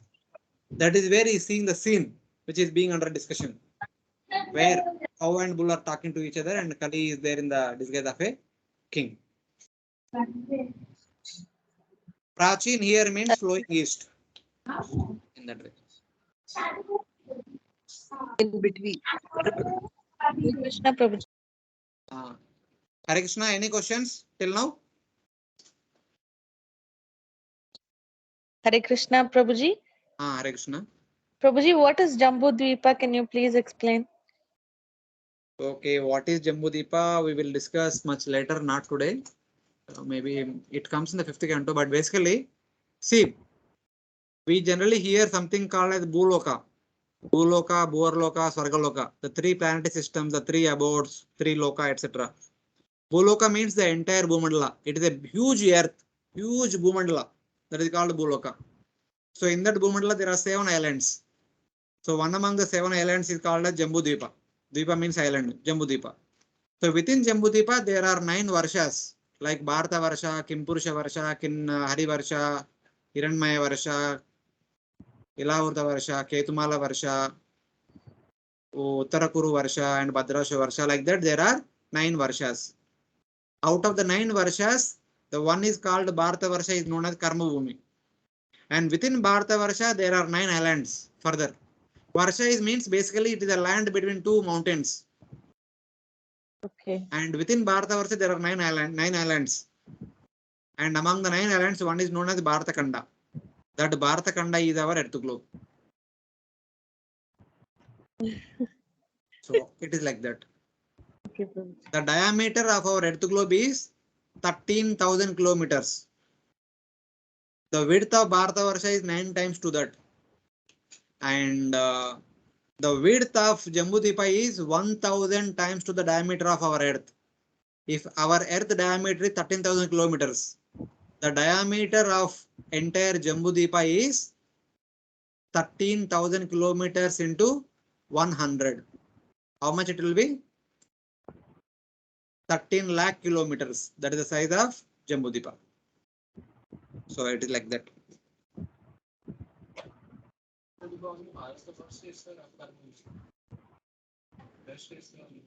Swargabhumi. In this second. Louder, louder. In the second section.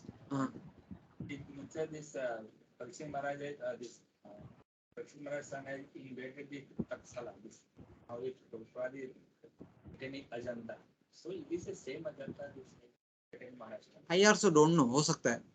Prabhupada traveled all these places very extensively. Huh? There could be some past time connected to it.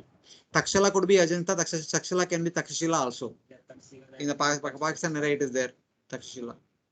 That is where Chanakya studied. He trained Chandragupta Maurya in Takshashila only. It is known as Taksila now. Taksila. So it's like that.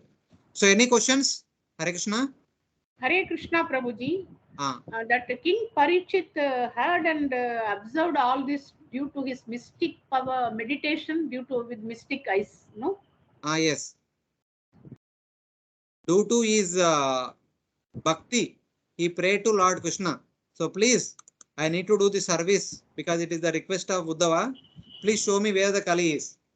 So Kali is there everywhere, but in a concentrated form, he was shown in Kurukshetra, where Mother Saraswati is flowing in the eastern direction. And somebody asked the question, why the Dharma is the bull and Mother Earth is like cow? That is explained in the 17th chapter now.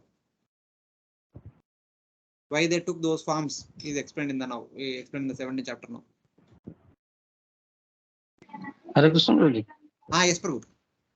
Prabhuji, Kurukshetra is a very religious place. It is also auspicious place. Why there appears like this? That place only. Because it is auspicious place, that is where Lord Krishna showed it to Parikshit Maharaj. It is not that only its effect is there in Kurukshetra, not like that. It may that appear that this is only a metaphorical appearance in Kurukshetra. Why this scene is not appeared other places? Because in Kurukshetra the potency of the Lord's mercy is more. That's why it appeared in Kurukshetra, not other places. Like that we should see. Or when Parikshit Maharaj was meditating, he came to Kurukshetra. He was in Kurukshetra already. So since he is there, it appeared there. So like that also you can take. Not because Kurukshetra is a pious place, it did not appear, not like that. Either of the reason. Since Kurukshetra is a pious place, it is appeared there. Or Parikshit Maharaj is there now, so it appeared there. For one of these two reasons.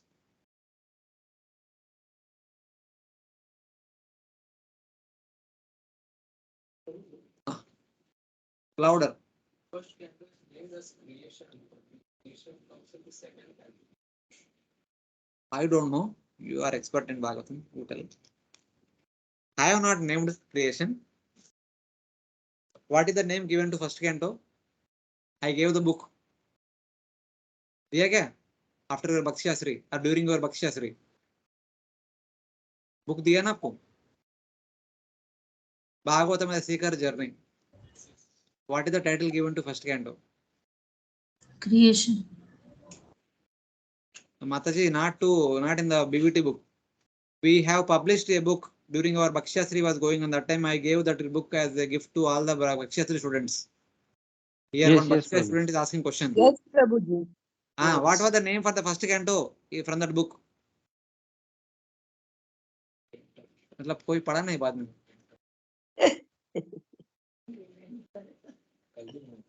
हाँ? ना problem पढ़ने से नहीं, पढ़ने के बाद बात नहीं करेगा तो कुछ याद नहीं रहेगा. हम जितना भी पढ़ेगा इधर से आगे इधर से चला जाएगा. When we speak to others, it remains. Whatever we speak to others, that remains. Not whatever we read or whatever we hear. Whatever we discuss, that remains for longer time. Of course, whatever we hear also will be there for some time, but whatever we discuss, that stays for longer time. If that is not done, Hare Krishna. The first canto is called as preface to the entire Bhagavatam. What is the name of Bhagavad Gita first chapter? Observing the army. Of Kurukshetra. Why wanted to observe the army? Arjuna Vishad Yoga. Arjuna Vishada Yoga. Okay, thank you. No, English title will be more connected to it. Observing the army. Because under what circumstances Bhagavad Gita was spoken? That is only possible only when you observe the armies. Because by observing the armies on the battlefield of Kurukshetra, Arjuna went into Vishad. As a result of that Vishad, Bhagavad Gita is spoken by Lord Krishna from second chapter onwards. Similarly, under what circumstances Bhagavatam was compiled?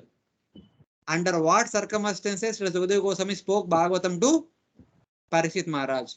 Under what circumstances Sukadeva Goswami spoke Bhagavatam to the sages of Naimisharanya? That is the topic of first canto. That's why it is preface to the entire Bhagavatam. Just like first chapter Bhagavad Gita is preface to the entire Bhagavad Gita. Simple.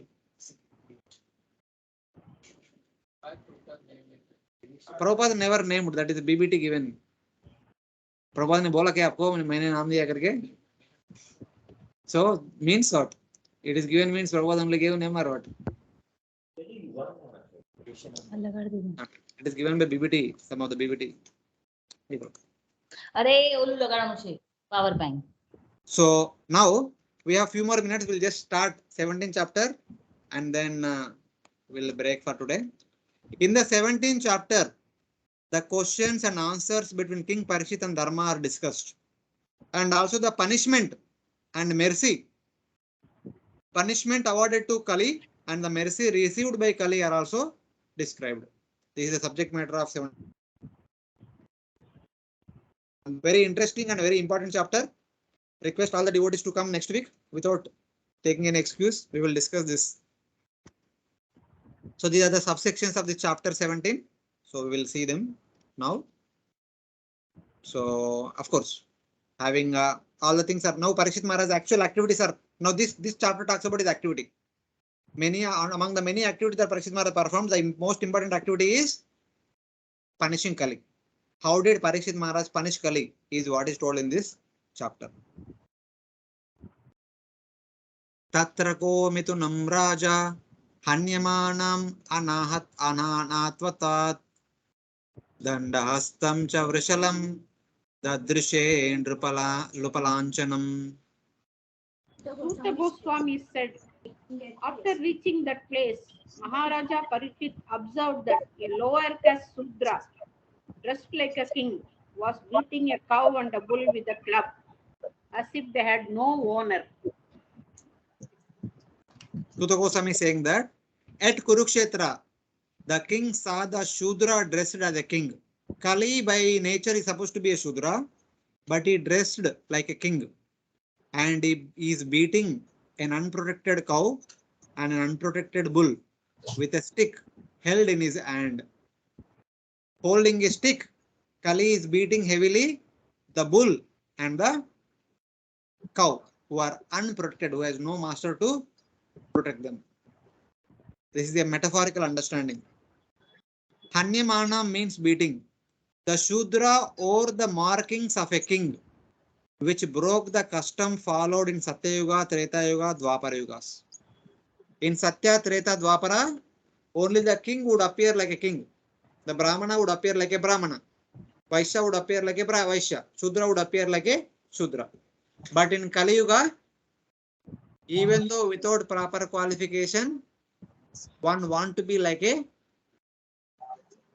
aristocratic person or so-called great person, something like that. That all this is started with Kali himself. Kali himself, according to his qualities, is like a Shudra, but he himself dressing like a powerful religious king. But what are his activities? He is beating a cow and bull. A king is supposed to give protection to everyone, including cow and bull. Especially the special protection should be given to cow and bull. But he is a person dressing like a king, but performing the most heinous irreligious activity. This is what Kali Yuga is all about. Kali Yuga, people dressed like Dharma Dajis perform the most abominable sinful activities. Dharma Daji means the protectors of Dharma or the propagators of Dharma, but they only perform the most religious activities in the disguise of a religious person. So it is like that. Because the mentality of Kali Yuga is they properly consider Dharma to be Adharma, Adharma to be Dharma. So that is the nature of Kali Yuga.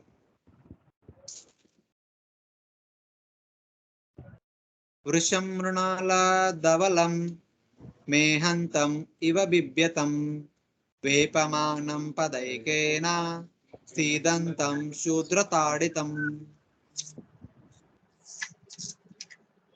The bull was as white lotus flower. He was terrified of the Sudra who was beating him, and he was so afraid that he was standing on one leg, trembling and urinating. Yeah. The Shudra, Kali, dressing like a king, beating the bull, who was white like a water lily.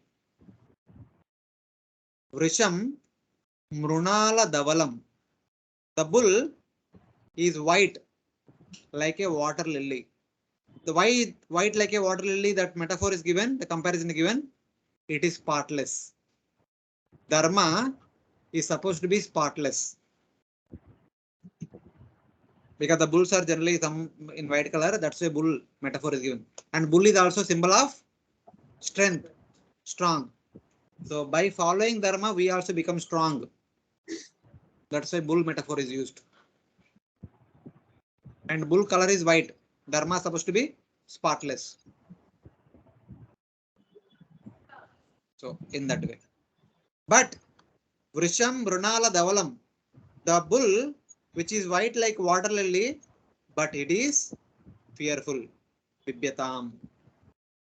Which is supposed to be the Dharma is supposed to be himself fearless, and Dharma is supposed to offer fearlessness to one who follows Dharma. Okay, Dharma Rakshita Rakshita. But Dharma himself is Bibhyatam. Himself is full of fear and trembling. Vepamana is trembling.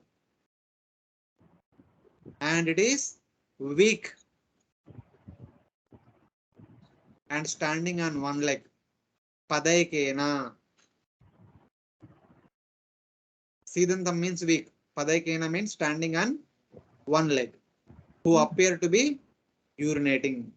Mehantam Iva. Mehantam Iva means urinating. So what do you mean by bully urinating? The understanding is Mehantam Iva means as if urinating. This means that Dharma standing on one leg was at every moment flowing away. Initially, Dharma consists of 4 principles: Satyam, Saucha, Daya, Tapa, with 100%. By the passage of time, slowly the things are deflating. Like consider it to be a pot filled with water. There is a hole. The hole is leaking. The water is coming out. So in 3 yugas, the 3 pillars of Dharma are destroyed. In the Kali Yuga, the 4th pillar also starts going away. So bull is urinating means slowly the amount of Dharma is depleting, going away, going away, going away. It's like that. This means Dharma standing on one leg was at every moment flowing away. Even that portion of one leg of Dharma also slowly leaking out. It is a metaphor to express a perishing condition of Dharma. Trembling of the bull indicated that the bull did not create an opposition to the actions of Kali. Normally, a powerful bull, if you beat, it will turn around, it will hit you. But this bull is not able to do anything. That indicates that bull is perishing. With one leg, how can the bull turn around? It cannot. At least it will have two to three legs. Then it can turn around and do the needful. एक leg से खड़े रहना बहुत मुश्किल है. अभी turning around and fighting with that person is very difficult. That's why it is surrendered, and it is full of fear. Its whole body is trembling. It has become completely weak, and it is standing on one leg.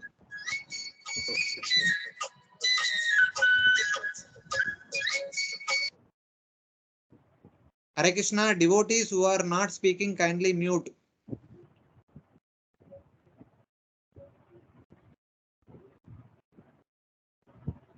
So, there is a Dharma personified who is supposed to be very strong, who is there in the heaven, who will be responsible for the taking care, protection and maintaining of the Dharma in this world. And that Dharma personified is shown as a bull, because now in Kali Yuga, Dharma is very meager. It is weak. Dharma, which is having 4 legs, 3 legs are removed already, 4th leg is there, that 1 leg is also slowly depleting. That condition is shown in the form of a bull with 1 leg and urinating. It is a metaphorical understanding. So this Dharma is not Yamra. Sometimes Dharma is Yamara, sometimes both are different also. Dharma stays in the heaven. Yamara stays below. He will judge whether what amount of Dharma people have performed, what amount of people Dharma people not performed, Adharma they have performed. So he will judgment accordingly. The Dharma personified is in charge to maintain Dharma. Just like sun is maintaining our vision. If there is no sunlight, we can't see. The Dharma personified will maintain the Dharma. He is in charge of Dharma. Here.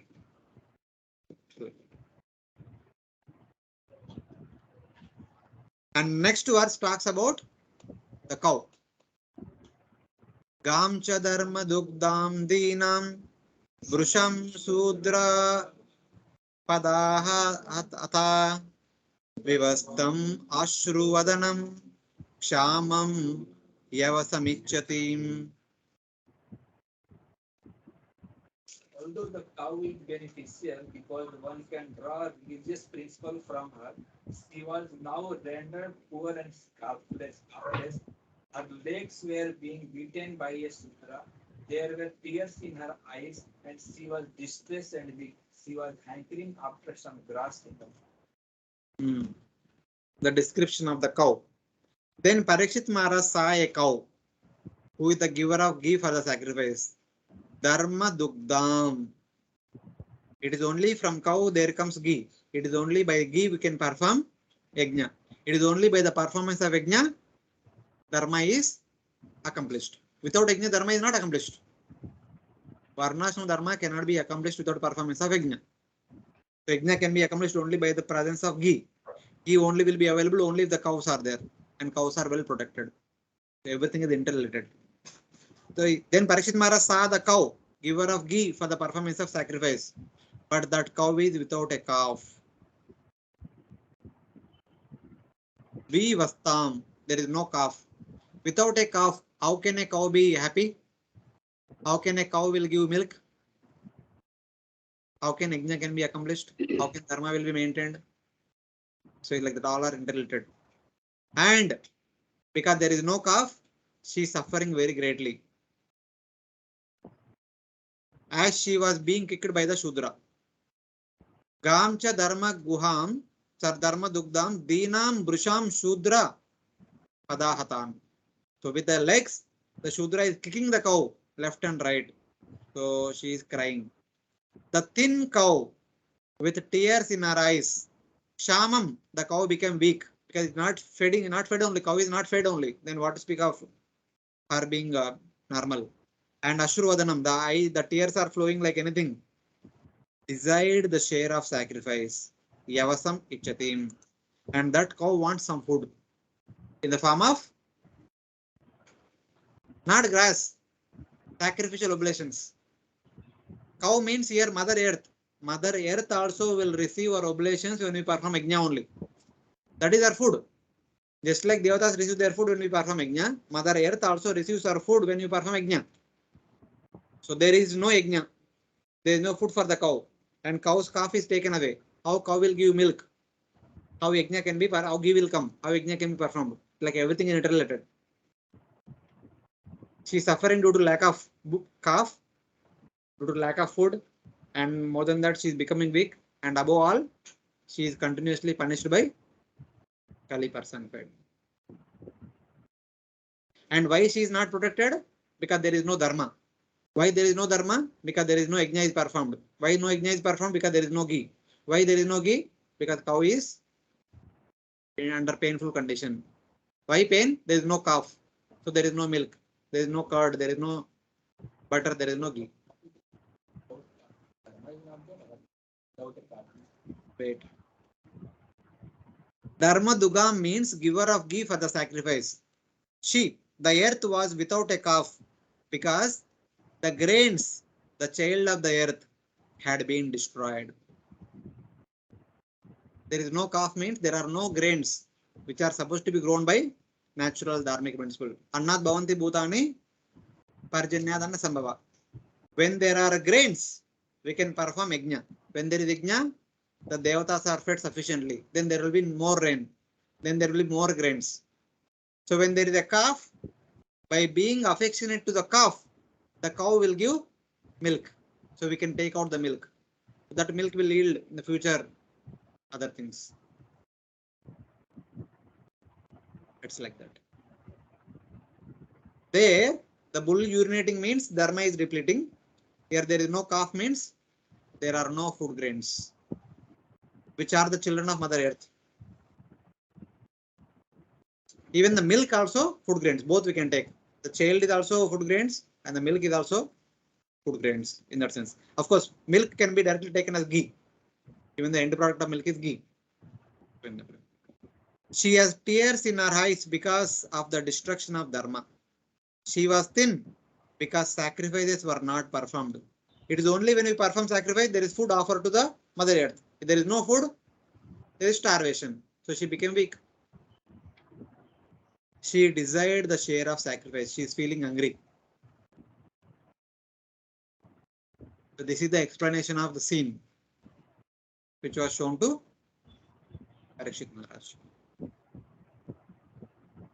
So all of you able to understand the scene, I mean, the analogy, why the bull and dharma are being said and why Kali is appearing to be like a king.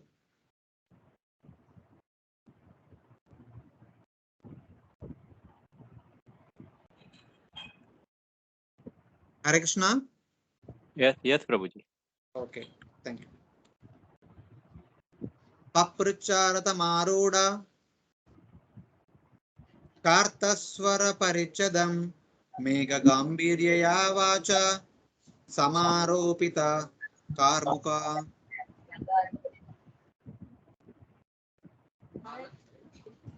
Maharaj Parikshit, well equipped with arrows and bow, and seated on a golden embossed chariot, spoke to him, the Shudra, with a deep voice, sounding like thunder. Yeah, situated in his chariot with his bow poised in a voice deep as thunder, Parikshit Maharaj questioned the Shudra dressed in golden ornaments, golden armor. The entire attire, kingly attire of Shudra is like in that of a opulent king in gold, actually. Sorry, one second, means gold. He had his bow ready in case the Shudra tried to flee. Seeing Parikshit Maharaj coming with raised weapons, if the Kali person flees away, he would shoot with arrows. So with that intention, he is holding the bow and running. The chariot is moving towards this the cow and bull where they are being punished, being tortured by Kali person. So in that way. Yes, Prabhu. Yes, Prabhuji, in previous verses that you say that there are no grains. Means is there at that is there a stop of production of grains during that period or what? The production of grains completely stopped or anything? Slowly getting stopped.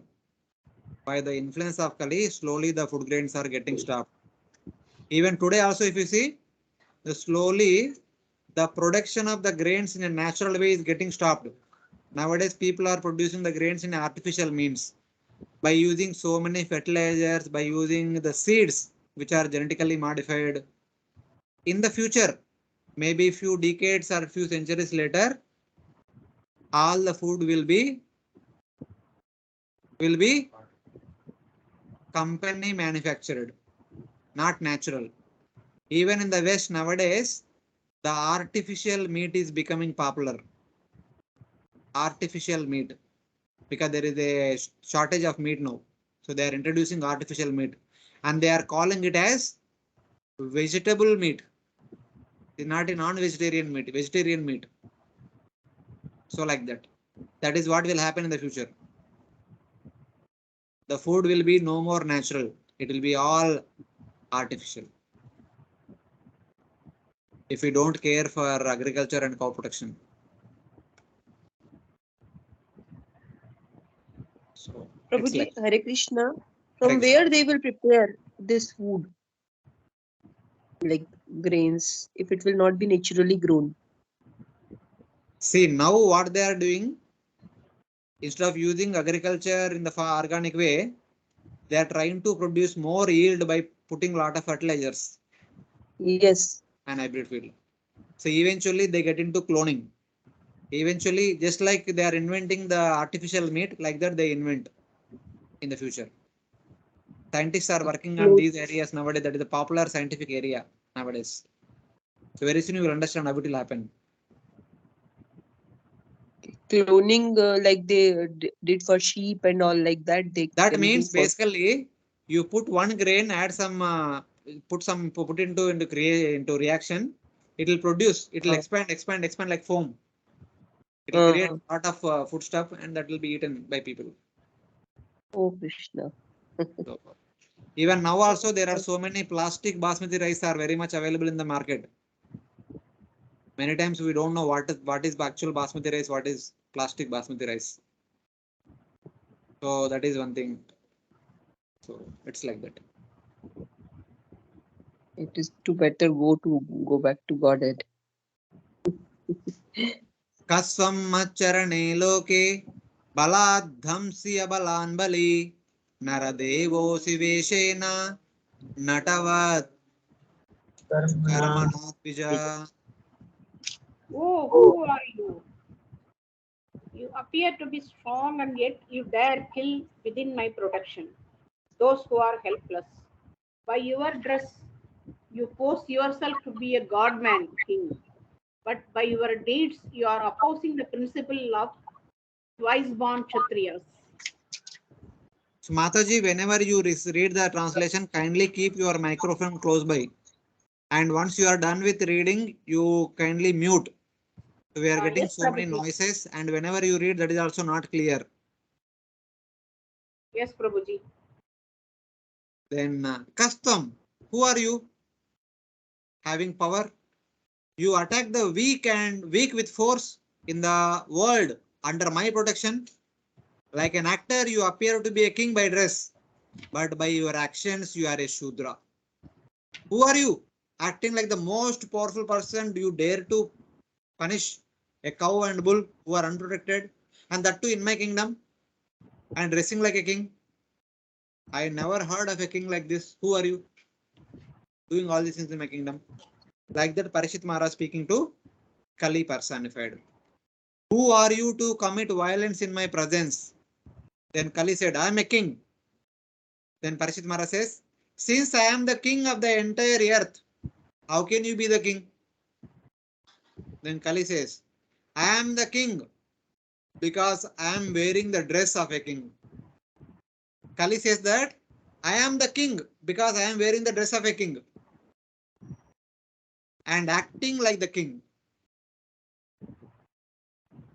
That is what is happening in the Kali Yuga. By wearing a dress, one will say that I am this, I am that. Whether one has necessary qualification or not, one does not know. Just by wearing the dress, they want to be like that. Then Parishit Maharaj says, no, you are not the king. You are actually a Shudra. because your activities will testify that you are a Shudra. A Kshatriya will never perform the activities like punishing a unprotected person, or punishing a weak person, or punishing someone in a solitary place. All these things a king will never do. Your activities are like that of a Shudra. A real actor imitates the actions of another as truly as possible. Even though you are trying to act like a king, you are not even doing that. Because if you act like a king, you should act like a dharmic king. These are not the duties of a king. A king will never act like this. And by dressing like a king, you are performing a activity which is contrary to kingly behavior. So you are not even acting like a king. So you are not at all a king. So like that, Parishit Maharaj is very angry with Kali. Then he says, so you think you are a king? You say that you are a king because you are dressing a king, but I will show you who the real king is. So then he speaks one more verse. Yes tvam Krishna gate duran sahagandhiva danvana sochosi asuchan rahasi praharan vadamarhasi. You rogue, do you dare beat an innocent cow because Lord Krishna and Arjuna, the carrier of the Gandiva bow, are out of sight? Since you are beating the innocent in a secluded place, you are considered a culprit and therefore deserve to be killed. Since Krishna had departed along with Arjuna, you are in pitiable condition. If Krishna and Arjuna were around, they would have shown mercy upon you, because they have shown mercy to Mayadanava also, who caused so much trouble. Okay, if they were around, they would have shown mercy, but I cannot show you any mercy. I cannot tolerate what you are doing. I will kill you instantly. You say you are a king, stand in front of me, I'll show you. You are a king or I am king. By beating the innocent creatures in a solitary place, you deserve to be killed. A king will never act like this. If at all a king awards punishment to a culprit, he will award punishment in the midst of the entire society. He will never award punishment in a solitary place. That is one mistake. And second thing, you are unnecessarily torturing the innocent beings. King will never torture innocent beings. That is second fault. And you are not a king based on your activities, but you are saying you are a king by dressing like a king. That is third fault. Though by being not qualified to be a king, you are dressing like a king and acting unnecessarily, irreligiously. Because of all these reasons, you will be killed. Now I will see who is the real king. I will show you who is the real king. Like that, Parishit Maharaj saying. Just as you are king of your country, Kali personified is saying that. So my dear Parishit, you say you are the current king, you may be the king of your country. I am the king of the time. Don't ask me where is your kingdom. You may be the king for the land, but I am the king for the time. This is Kali Yuga. This is my age. I am the king of this age. Thus, you do not have the power over me. Then Parishit Maharaj answers. Before Krishna departed out of sight with Arjuna, where were you? Where was your power? Where was your kingdom? I was present, Kali says, but I did not have power because of fear of them. I was afraid of Krishna and Arjuna, that's why I was around, but I did not have power to display. But I have fear of no one today. Since Krishna and Arjuna left, I have no fear of anyone. Then Parishit Maharaj says, true, you are worthy of lamentation. You desire to die today. You say you don't have any fear of anyone? I will show you what fear means. So like that, you deserve to die today. You will surely will experience the lamentation for your mistake, for dressing like a king, for punishing the innocent creatures, for saying that you are the king. You will get the necessary punishment. Then you will lament for your misdeed. So with that intention, Parikshit Maharaj raises his sword. Then what is supposed to do? What Parikshit Maharaj supposed to do? Kill, fight anyone from online? Now what Parikshit Maharaj, having said all these things, what is supposed to do? लगता है always सब लोग सो गए. He was supposed to kill Kali. He was about to kill Kali. Yeah, because he is a king. Before awarding punishment, he is supposed to make sure that his punishment is justified. Not like the punishment should not be awarded without pre-consideration of what should be given, what kind of punishment should be given to what kind of crime, something like that. The affected party should testify that our affliction is due to this person only. Then the punishment will be given appropriately. What we see is not what right is, what is all right. We need to inquire and justify with the witness, then award the punishment. And that will be discussed in the 7th verse onwards. So then Parikshit Maharaj inquires from bull, and who is the cause for your current misery? Then bull will answer. Based on that answer, understanding what's happening behind, then Parikshit Maharaj awards punishment to Kali. That is the rest of the chapter. So that we will discuss next week. Hare Krishna. We'll stop here with this verse number 6. We'll continue next week. ग्रंथराज Shrimad Bhagavatam की जय, श्रील प्रभुपाद की जय, अनंत कोटि वैष्णव भक्तवृंद की जय. मुझे exam रहेगा ना नेक्स्ट वीक? हाँ, एग्जाम रहेगा, छोटा सा exam from 10:50 to 10:45 followed by the class. मुझे अच्छा, I will text you. Hare Krishna. Thank you very much. Thank you very much, Prabhuji. Hare Krishna, Prabhuji. Hare Thank Krishna. you.